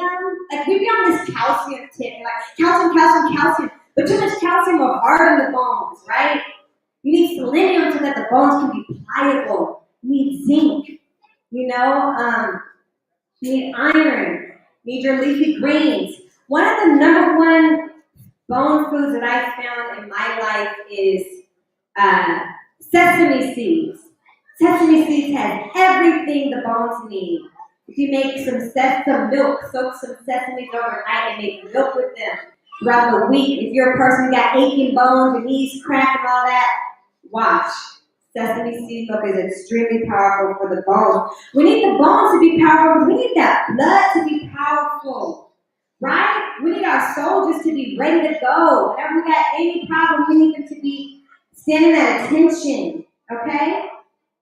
So let's talk about the circulatory system, right? The distributor of that sacred divine elixir. So your circulatory system is really like, your blood is your wealth, okay? Your blood denotes your riches, okay? Before I even talk about this, the circulatory system, I actually want to mention the digestive tract. I'll stick over the card. Let's talk about the digestive tract, because how do we even get to that point of creating that divine elixir called blood, right? So, the teeth, bones again. What you do with your teeth will determine the outcome of your riches, right? For one, if you don't brush your teeth, you don't take proper care of your teeth, you're going to allow for so much bacteria to get into the digestive tract. Even when you begin to chew your food, that's going to begin to rob your bank, okay? So brush your teeth twice a day and use your teeth well. Put them bad boys to work. Put your teeth to work, because the work that the teeth do is going to determine the outcome of the wealth of your blood. Okay? So, you chew your food, send it down to the stomach. The stomach does its best to burn out anything that's harmful, the stomach acid. Stomach sends the food down to the small intestines. The small intestine sucks out every last thing that it can find that is good. And Lord, please pray that they use those teeth so my job ain't so hard. And please give me some green juice every now and then so I can have a day off, right? So, And the small intestine sends whatever waste down to the colon. This is trash. Here we go. Sends whatever else down to the urinary tract. Kidneys, I hope you got my back. Did the best that I could. You know, send whatever else left down to the bladder. Kidneys. And you know what to do. What that divine elixir we work so hard for. Right? So then, you have the circulatory system, right? The circulatory system, you know, the heart is the shining light of the circulatory system. You got your blood vessels, you got your arteries, your veins, your capillaries, all that good stuff. So your number one job of your blood, of your circulatory system, is to distribute nutrients and oxygen, right? Blood travels through all the different organs. Like, here you go. Leaving off bags of gold. What is the gold? The gold is the minerals. The gold is the nutrients that you provided your body with. Ashe? And so the blood needs a clear path. Right? That circulatory system, that river, it needs to be clear. So the body can, the circulatory system can do what it needs to do without having to stop, without having to squeeze past this mucus blocking that, mucus blocking all this, you know, now I gotta tear an artery over here and all this stuff. Right? And the blood needs iron. The blood needs a lot, but the blood really needs iron, okay? Really needs iron-rich foods. That iron is like that catalyst that really helps to get that blood circulating. That's why when you have enough iron in your system, you can feel your blood moving more, right? Your toes ain't frozen no more. Like, oh, that blood really moving now. Right. Chlorophyll-rich foods. Go to Pasties with that kale. All your leafy greens. I wish I could go deep into all the stuff, but I just want to give y'all basic understanding. Your blood needs to be cleansed. Clean. You don't want no problems. You don't want no parasites, for one, robbing the blood. The blood's trying to, listen, we got the, you know, oh my God, it has the brain. The brain needs a lot of money, right? It has the liver, kidneys, the spleen. It has all these different organs that it has to feed. It has all these toes, you know, your legs. You got a lot going on here. That the blood has to feed, that the blood has to keep alive. And so we have to give it a lot of raw materials. We have to give the digestive tract a lot of raw material so that there can be enough wealth extracted, right? Two blood cleansers I want to mention. Tamarind. How many of y'all like Mexican candy? Yeah, that good old tamarind. Amazing blood cleanser. Okay? But you can get the raw tamarind at Decaf Farmers Market. Take it right out the pot. Amazing blood cleanser and blood builder. Okay? Your bitters, your neem leaf, your wormwood, your black walnut hulls. This is going to go and scavenge those parasites and make sure that those parasites and microorganisms and bacteria are not robbing your body, so that your blood can be rich, right? They call it a blood bank, right? Yeah, the blood is paid. Blood, all that money in it. Shoot. You better stop playing with the blood. We out here broke, man. Okay. So, lymphatic system is really slept on. Okay, the lymphatic system is like your body's sewage system. It's the blood. It's the circulatory system's right hand. Okay? And it looks out for the whole body at different points. It's the lookout man, right? It's like, oh yeah, there was an infection over here. So it'll create a swelling. So it's like, hey, yo, come through, come over here, that's right over here. Okay? So you've got to, for one, drink your water, man. Some of these systems don't even require a lot. They don't. They like, give me the basics. Give me some air. Open up your lungs and breathe. Give me some water. Go running.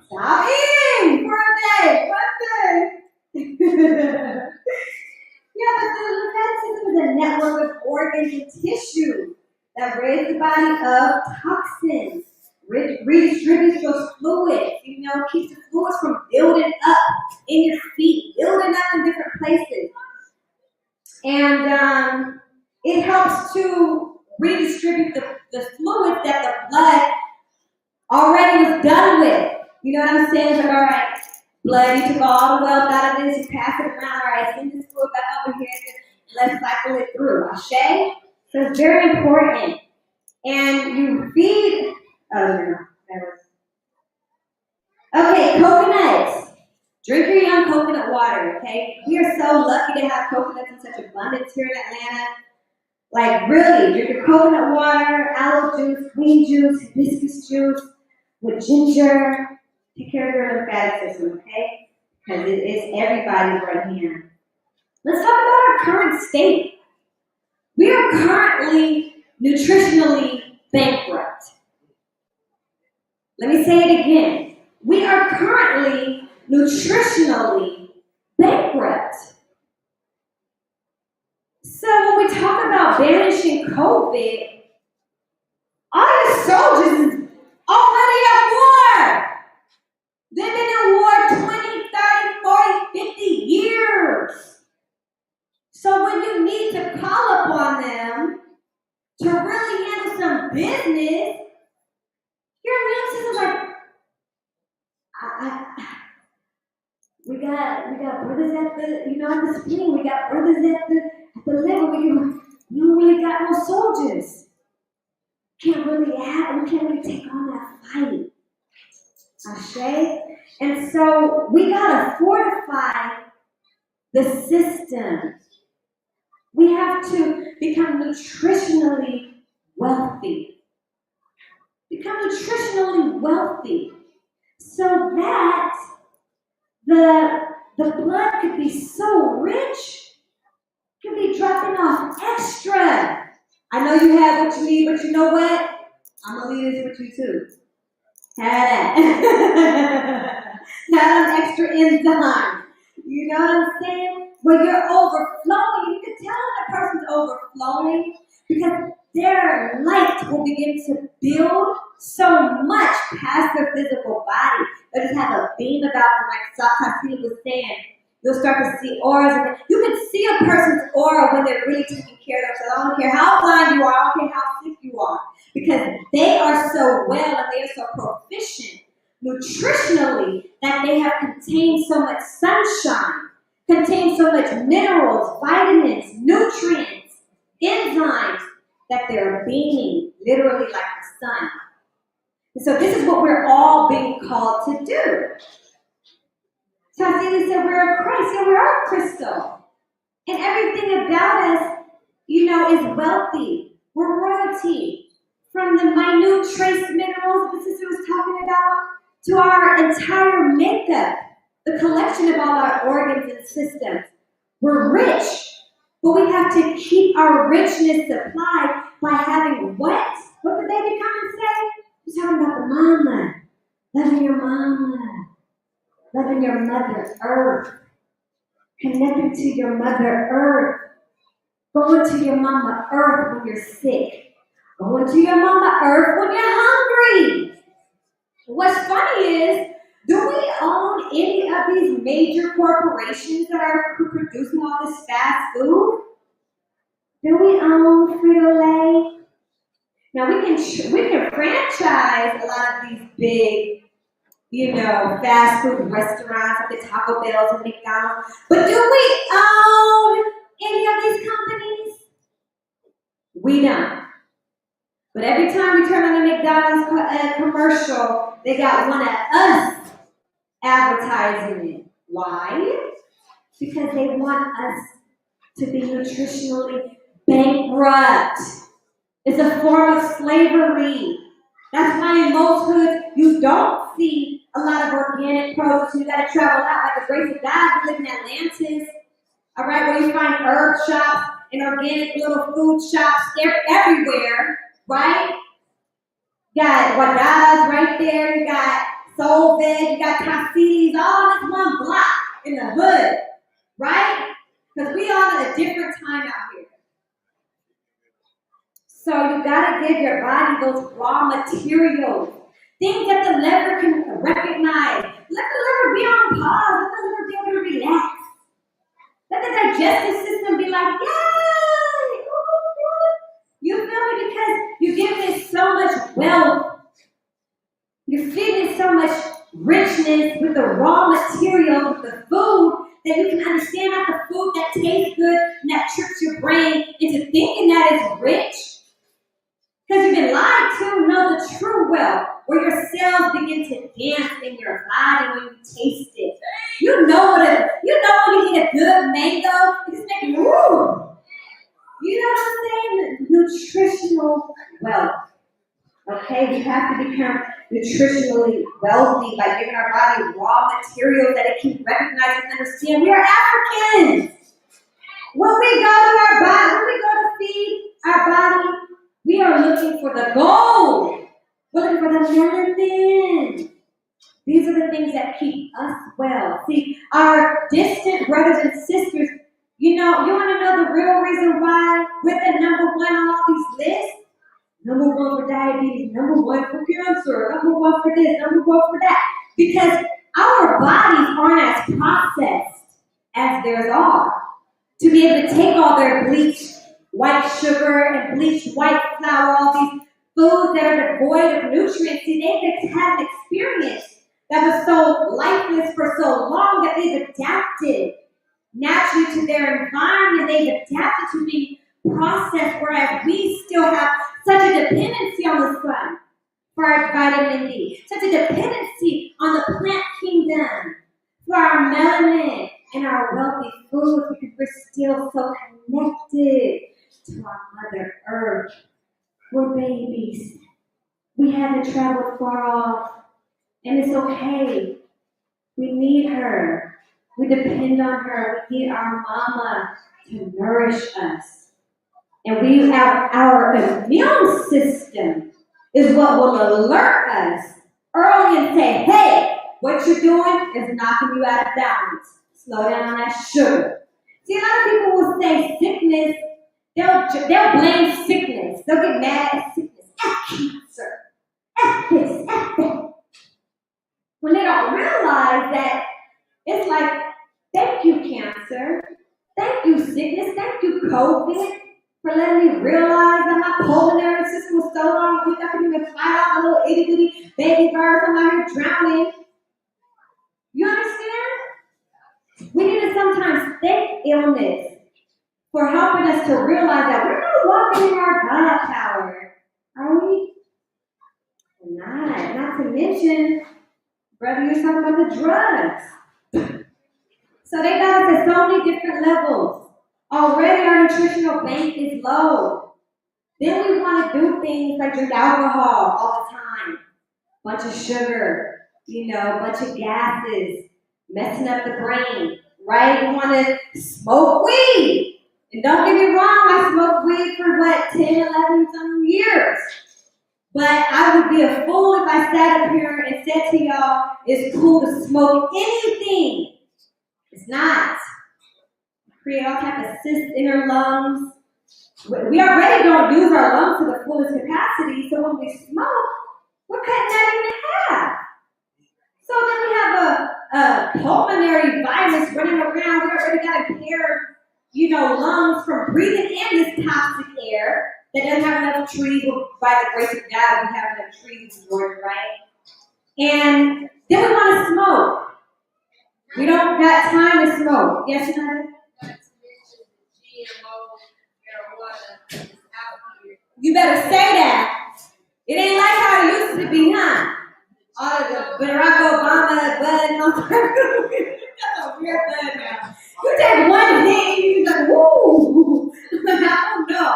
It used to take a while to get to that point. That's real. And then not to mention, we have a horrible problem with sleep. How many of y'all dream every night? Okay. So dreaming is the orgasm of sleep. So if you're not dreaming, that's like engaging in sexual activity and never really climaxing, okay? And so you gotta improve your sleep because that's one of your main defenses, right? To be able to recharge yourself from the previous work. You gotta be able to recharge yourself. You gotta escape to heaven. When you dream, it's like, okay, the body was really able to transport and get fixed. The angels come through, ancestors come through, rebuild your system. But if you're still partially conscious, they can't really go in. I mean, just like if you haven't fully reached that orgasm, you can't really tap out into that dark matter space, right? Where you fully release all stress and tension and anxiety, et cetera, et cetera. So I did a whole lecture on my Facebook page on sleep. I definitely teach a lot about sleep. We gotta improve our sleep, go to bed on time, create a routine, make sure it's dark when you're sleeping, okay? Get that melatonin secreting properly. Take a good bath, relaxing bath before bed, all that good stuff.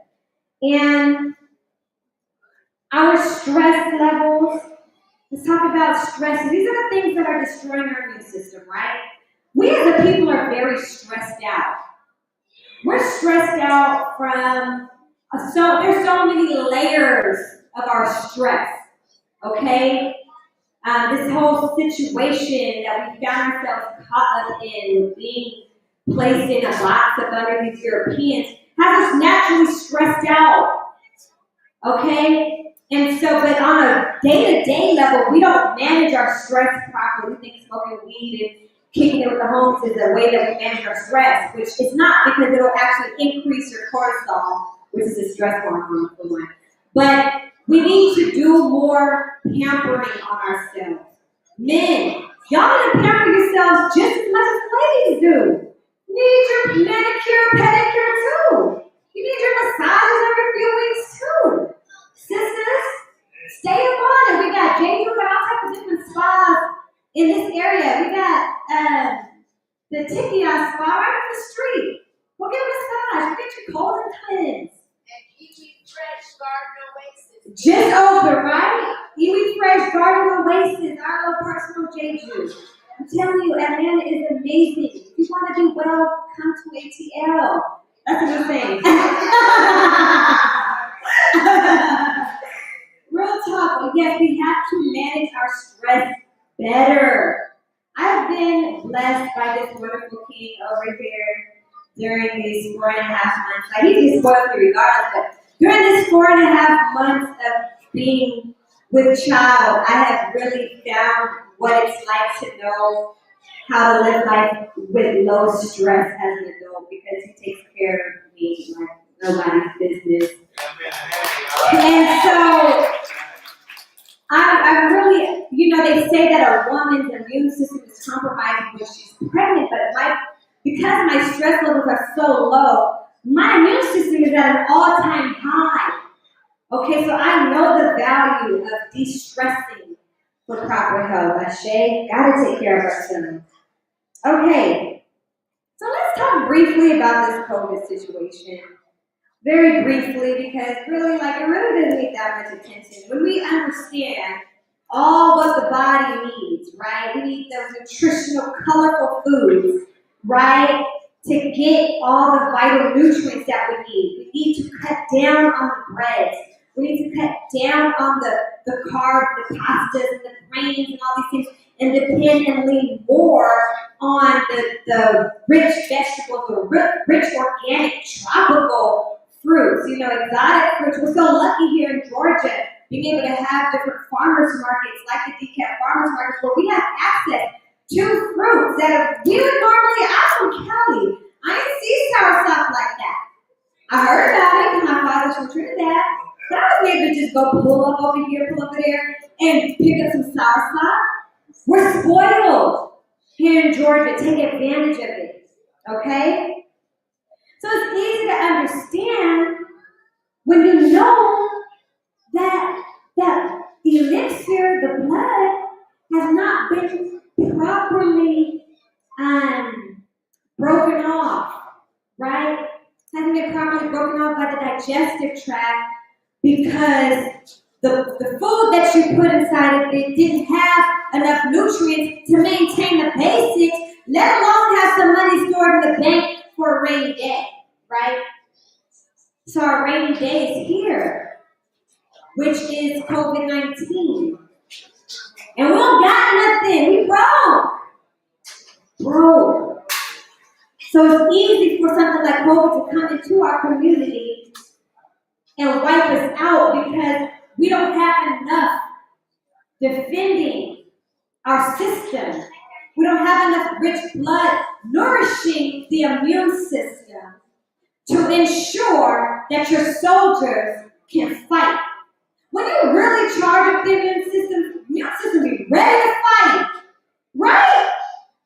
Straight up, the immune system be ready to fight. It be like, look, I don't care who it is. I'm there, standing up, strong, needed to fight because it was made to fight, right? But if you got all your soldiers over here and over there, at the kidneys, at the liver, at the bladder, at every which way, fighting all these different wars already, you don't have those soldiers present when it's time to really go to war. And that's why COVID has been knocking us down so easy. We've been sick. We've been, for one, look at the amount of sugar that we consume. Up to 100 grams of processed sugar will impair the immune system for up to 4 hours. Imagine how many grams of sugar you really eat in a day. There's a lot of healthy vegans in here, but let's talk about the standard American dieter, the standard African American dieter, right? Think about Kool-Aid alone. Then add some treats onto that. Then add, some spaghetti onto that.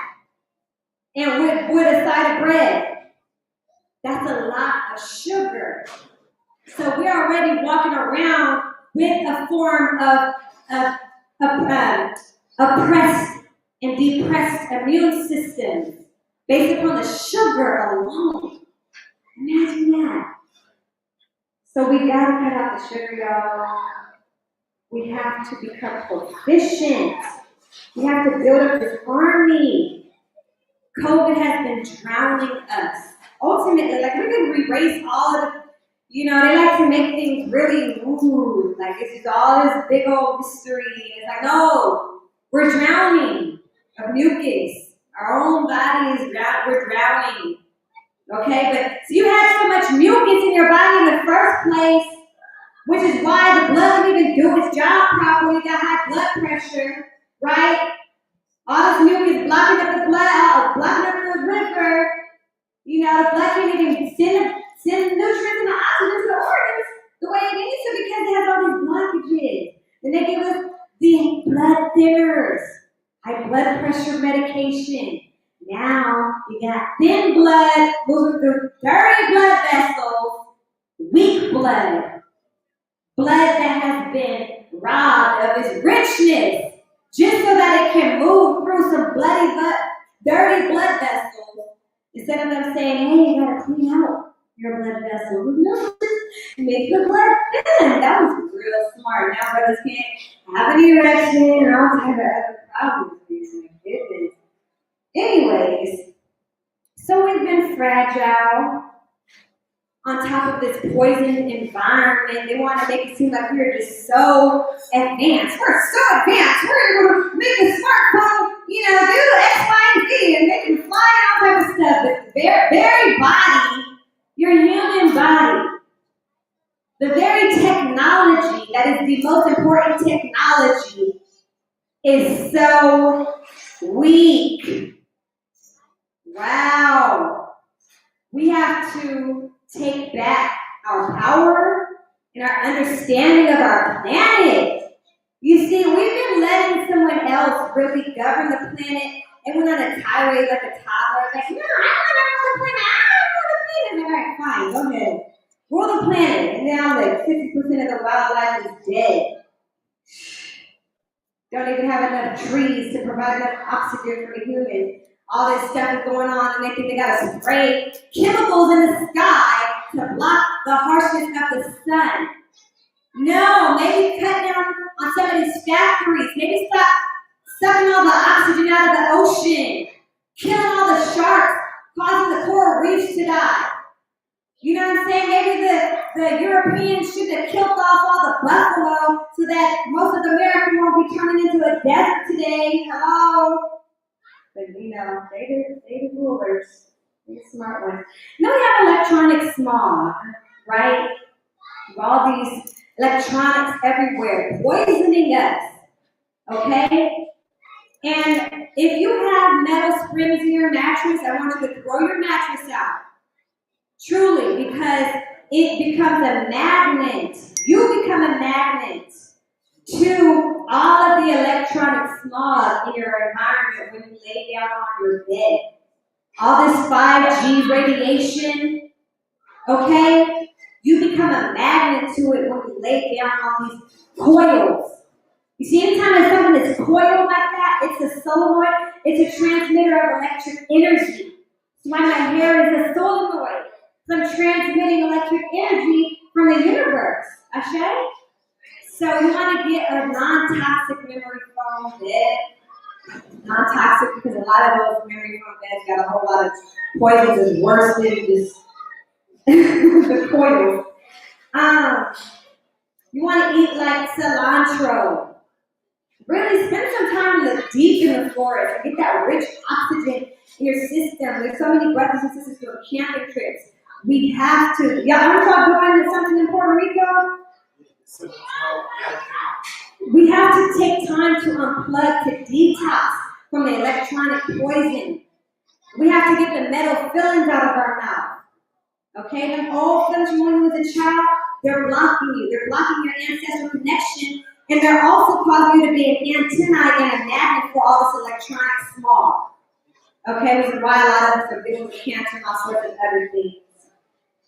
So, we have to up our spiritual protection, it's obvious. You know, there's so many different ways. Working with organs, cleaning your house, the basics. You know, we got Florida water. Take your sacred baths. Take your holy baths. Say your prayers. You know what? You got to give yourself a exorcism on a regular basis. Did you know that? Because we are so open these days that we have to put prayers over ourselves. We have to cleanse ourselves and call out anything that may be hiding. Just like spirits, just like parasites can be hiding in your system, spirits can be hiding in your system too. And it can slowly be sucking on your life force and draining your creativity, draining your light. Okay, so you have to be aware. You have to have a spirit of discernment, but you have to have clean enough blood to even recognize when things have attached to you. And that's why you start at the base. You start at the base. This is said, oh, veganism doesn't make you more spiritual. I'm like, that's a blood clot lie. Because when you start really nourishing your blood, you start really nourishing your bones, your ancestors start really waking up inside of you. Your blood starts really showing you the power that it truly is. Your blood's magical. When you give it enough money, I'm telling you. I shared a little bit about my experience, with the other side.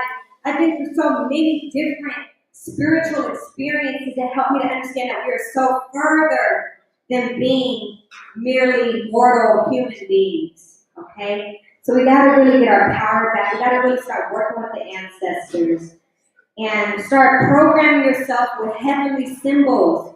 Put Metatron's cube just on your wall, Start putting more nature into, putting more trees, turn your environment into a rainforest.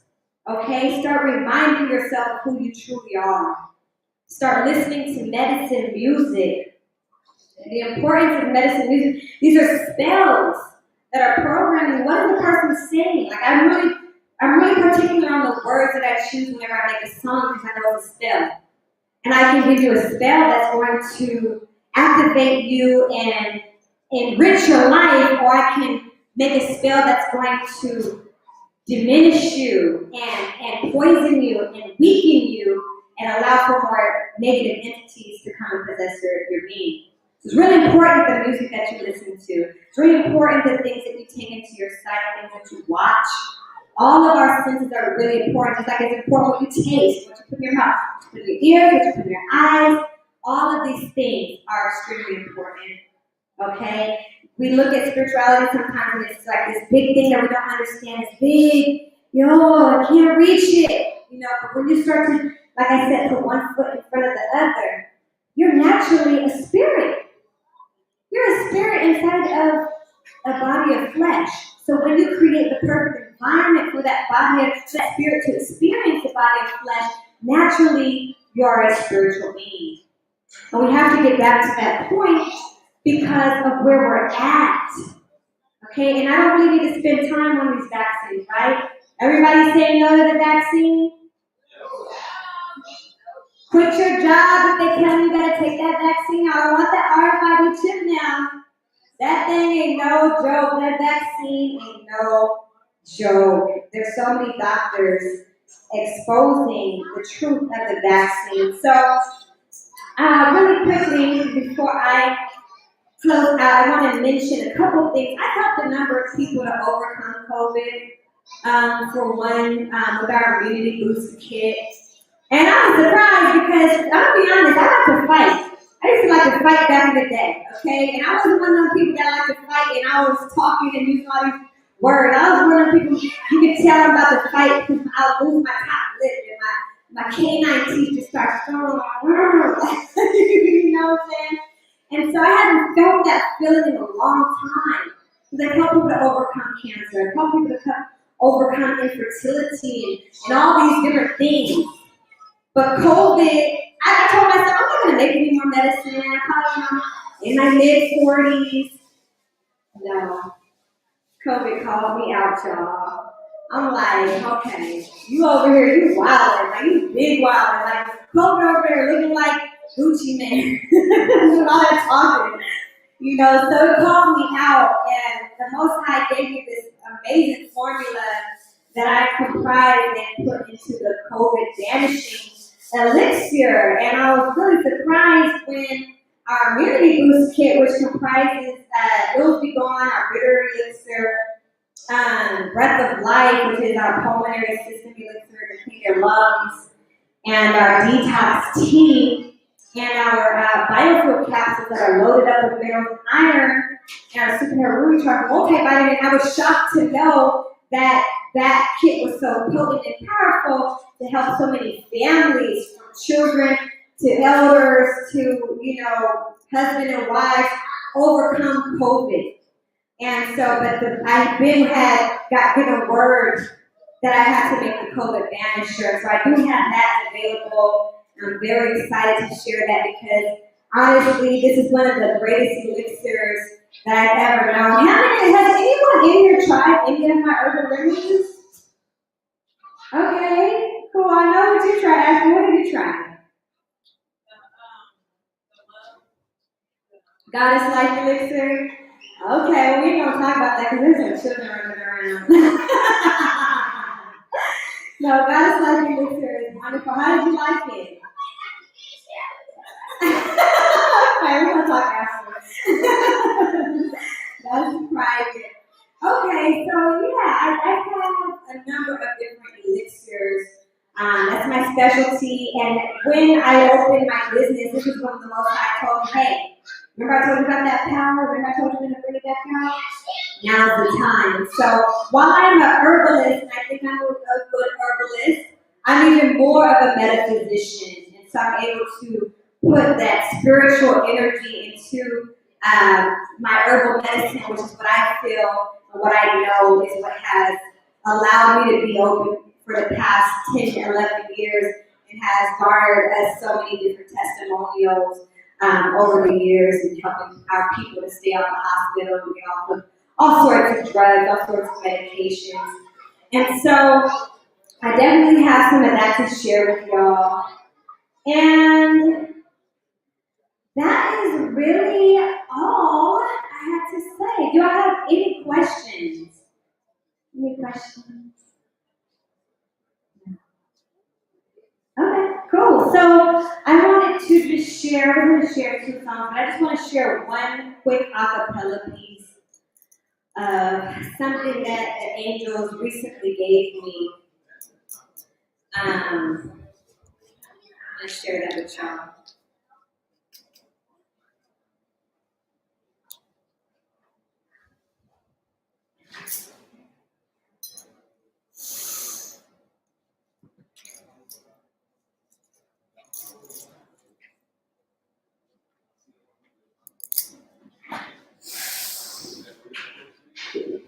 Where will the animals go when the animal and man is the only one left to run? And is this still our heart? Or are we far from the loving all alone? And when will this world end? Because the coral reefs turning white at the bottom of the ocean, like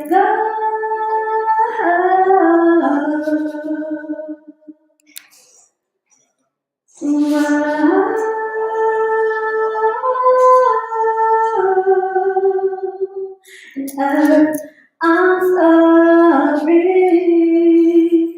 I'm so sorry. You've given us everything you left. You're crying. And I just wanna know how we can pay you back all the love that you showed me. Left you with the rest. Now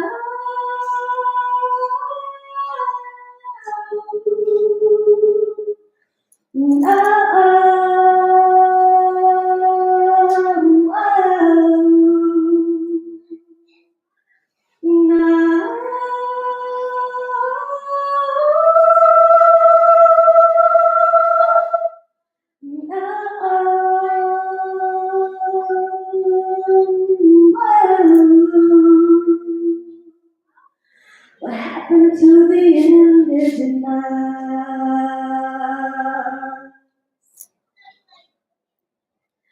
When the ancestors' bones fade away, turning into dust,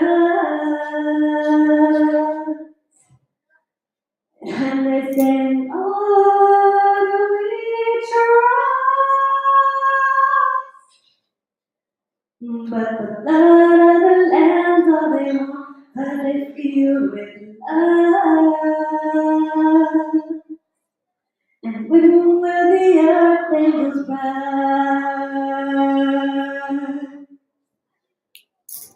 Because the deep's running wild every day, and he's taking a life.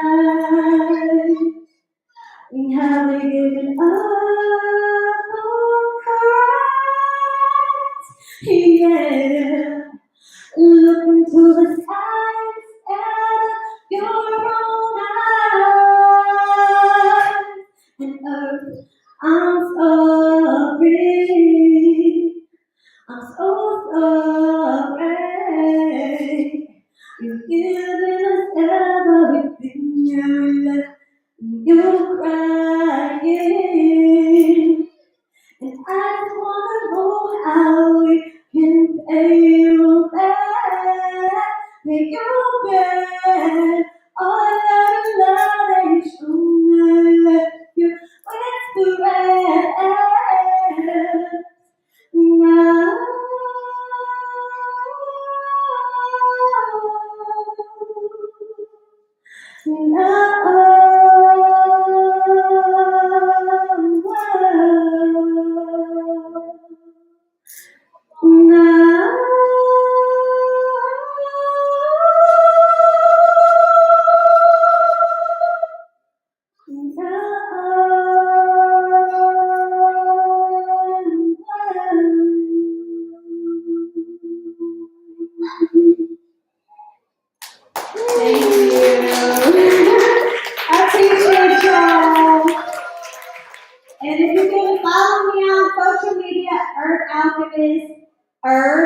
ALKHEMYST. And you can get my herbal products at amashs.com, AMMASHS.com.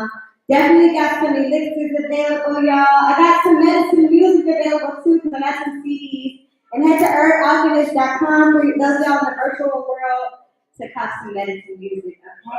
Appreciate y'all. I say. All right. Y'all give it up. Come on. Give it up. Y'all do better than that. Herb Alkhemyst in the building, y'all. All right. Before we close it out, I want to bring one more of the guests up tonight. But before I do that, I have to pay homage to a soul that left us today, earlier this morning. I was in the studio with a sister, America. She invited me to a session, and I went to the session at a studio on Marietta Street, and a brother had opened the door up for me, and I greeted him, he greeted me, and then America came out of the studio and she greeted him, and she was surprised that she saw the brother, and she called me up today and said the brother lost his life that morning and whatnot. So the brother goes by the name of Jay Script. He was an artist. I don't know the full story about how he lost his life, but I know that was very close because I just looked that man in his eyes, and he's no longer with us. So that just reminds me to remind the family that we have to pay homage and be very grateful and practice gratitude every morning and every night, because we live in a very, the times that we live in, are very, very, very precarious. You know what I'm talking about? So like the sister was saying, ancestors are yelling and screaming, and they want us to answer their calling. They want us to activate them. I'm going to put that brother on my shrine, on my altar, and talk to him. Because they say the last people that you see in the last 24 hours of your life, you take those people with you. So, I just want to say I shake to his spirit and his soul. I want to keep his name alive and just say that, rise in power to him and condolences to his family. And before we wrap it up, I want to bring on one of the brothers that was at the event last night that we had, where we were giving thanks. And give thanks on Thursday, like I said, to everything, huh? Indeed. So, Blue Pill, can you come on real quick and present your guest? Yes, indeed, family. All right. I want to bring forth a brother of mine and introduce him to the collective family. Again, yesterday we had another opportunity to appreciate the custodians amongst us of indigenous culture on this particular landmass, right? And a lot of us are on this path to know thyself. And a lot of people have to make sense of what is their relationship to the very place that they find themselves, right? On this plane of existence, with this particular patch of earth underneath your feet, right? That we affectionately know and understand as Turtle Island. Okay, so there's customs and there's traditions, there's medicine in this place, and there's ways that we can learn how to honor this particular patch of earth that we stand on. All right, so I want to honor a good brother amongst us who is a keeper of those ways. You understand? And we can benefit from listening to the wisdom of such a divine soul. So, with no further ado, I want to bring forth my brother Peace. Peace. Give him a round of applause, please. Hope.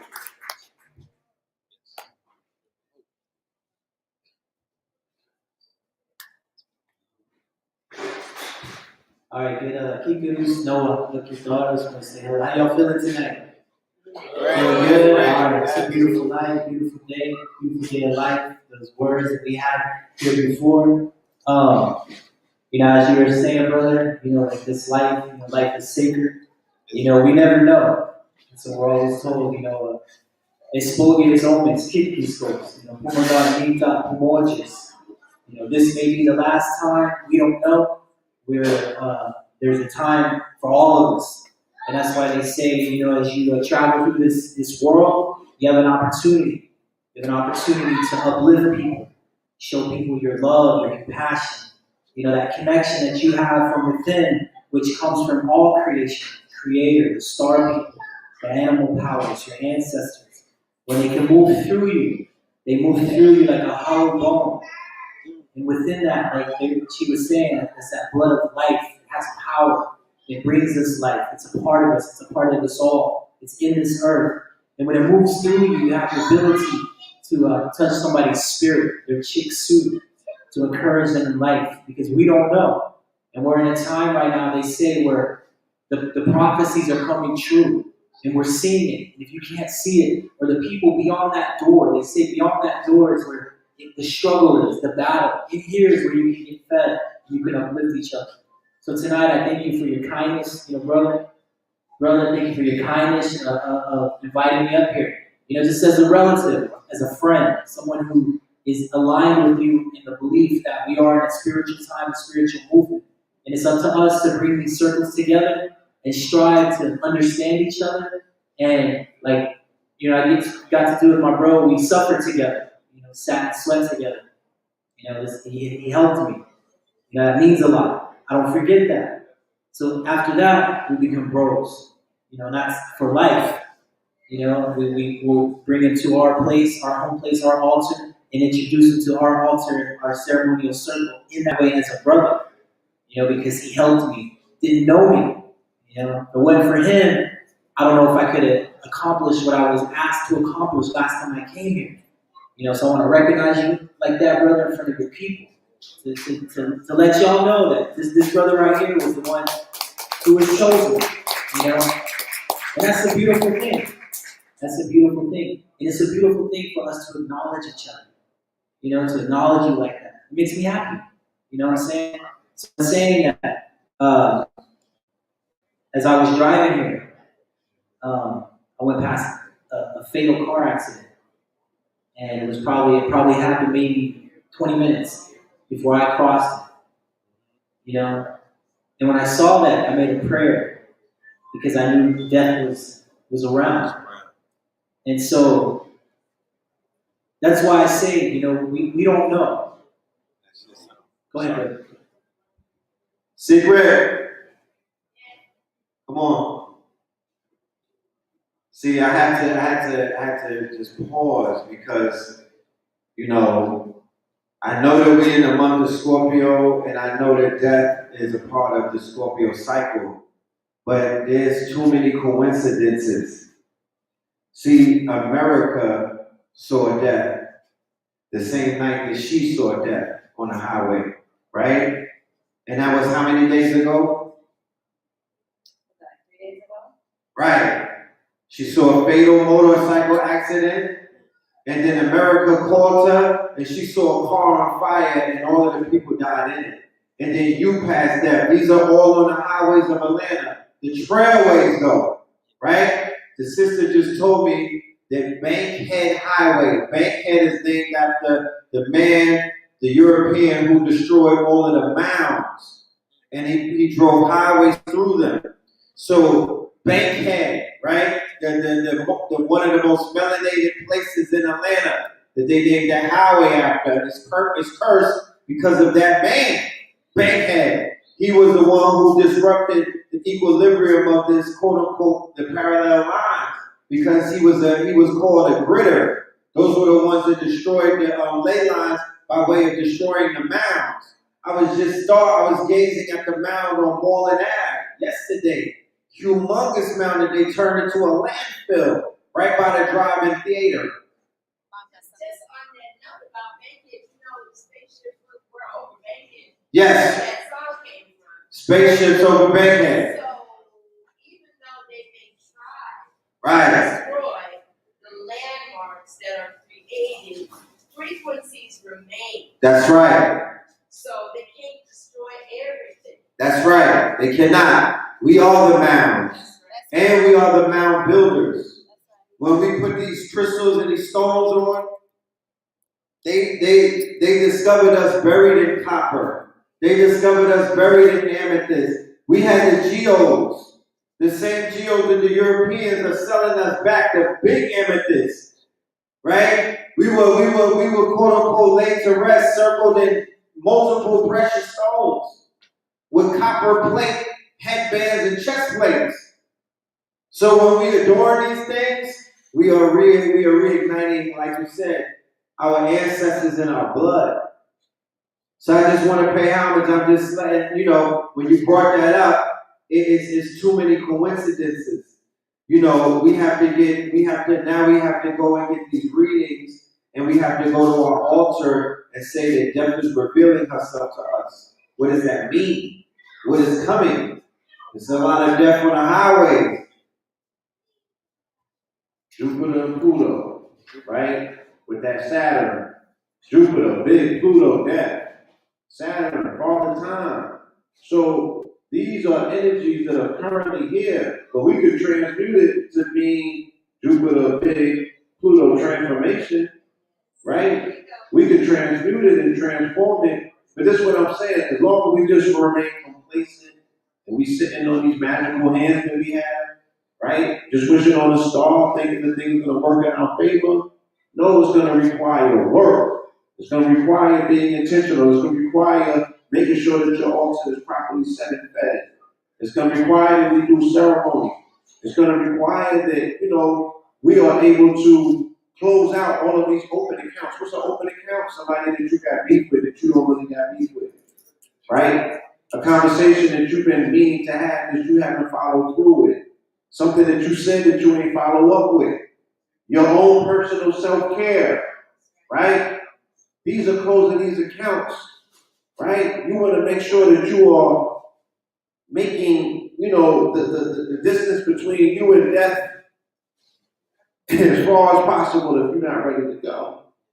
And that involves you cleaning things up, because all of these breadcrumbs, they ultimately going to lead right back to you. And the angel of death is out here taking heads. And that's just what's taking place. And the symbolism is there to show you that we are heading towards some very perilous time for people who are unprepared, right? And they're openly telling you we are targeting your children, the future, right? And we like, okay, Gucci and Jeezy just made up. It's not gonna cut it. You feel me? We have to be a little bit more intentional about what it is that we have to do to prepare. Brother was sharing a story about the warriors the other day, right? And how they would carry the women and the children to safety, right? And then go back front line and fight. Everybody ain't make it back, and they knew that. But the sacrifice was understood and it was there. But for those that didn't make it back, they still had to pick up the children and the women and carry them further into safety. And they go back on the front line and fight, right? We think we got it bad. We think we got it hard. We think that these times are that challenging.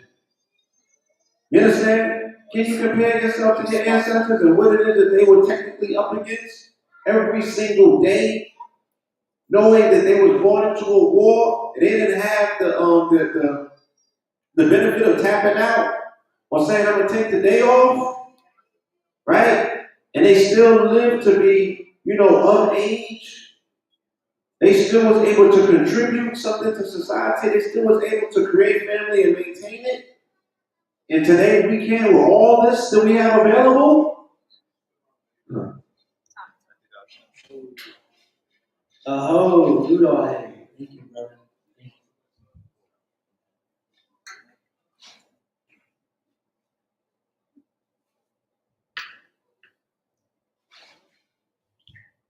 you.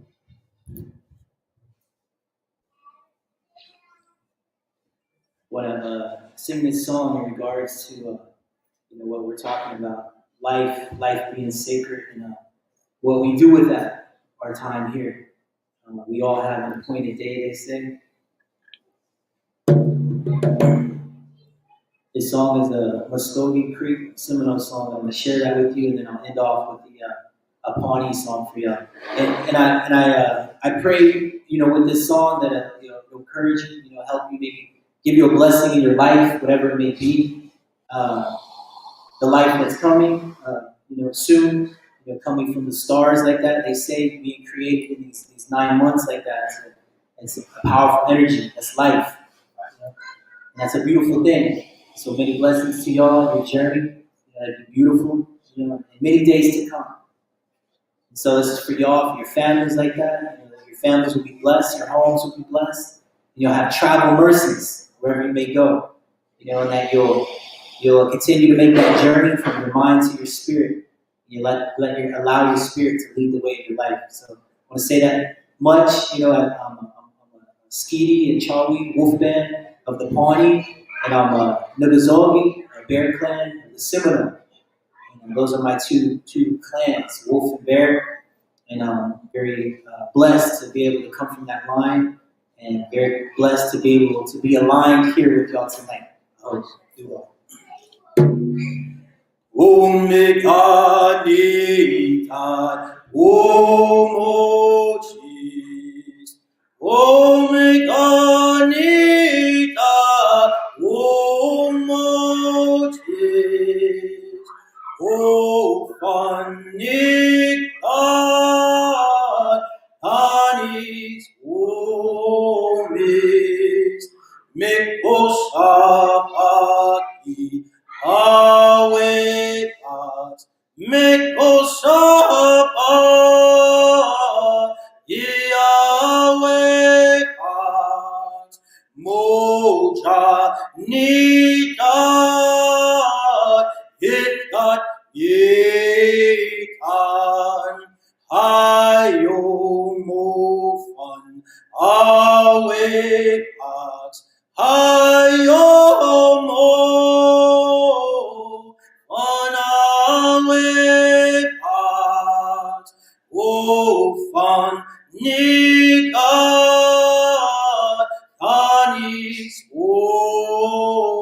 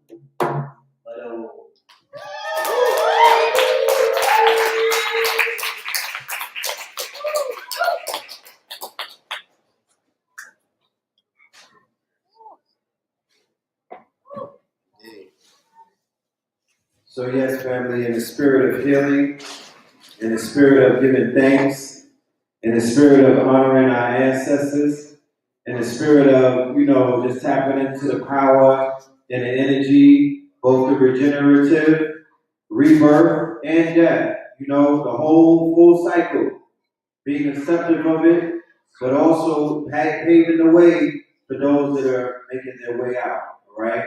And also for those that are making their way in, Ashe. Ooh, that was powerful. Thank you. Thank you so much for blessing us with that. That was an amazing way to close out. I just want to give thanks to all of the speakers, to my sister Herb Alkhemyst. If you guys have not gone over here and checked out her elixirs, please do. If y'all were paying attention and listening, then you know that the sister has done the work already, and she has the mixes that we need to fight these diseases and just boost our immune systems. It's necessary, so go check her out, support.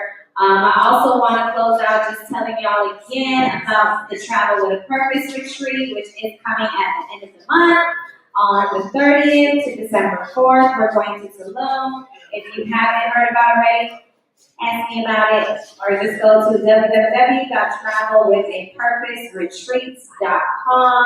It's going to be an amazing thing. December 12th to the 14th, we got Puerto Rico, my brother Red, Blue, Carmazol, and a couple other amazing teachers will be out there. Entrepreneurship retreat, it's going to be dope. What's the site? Elevation.eventbrite. Everywhere where there's a L, it's a 1. So EVENT1.on.com. Yeah, you know. But I want to tell y'all we appreciate you so much. Make sure y'all are here every Monday. We're here with the vibes. Tap in. We love y'all. Peace. All right, y'all. Give yourselves a round. Give yourselves a round of applause, y'all. We will see you next Monday. Love and life to the family. Peace to y'all in YouTube land. All right? Early.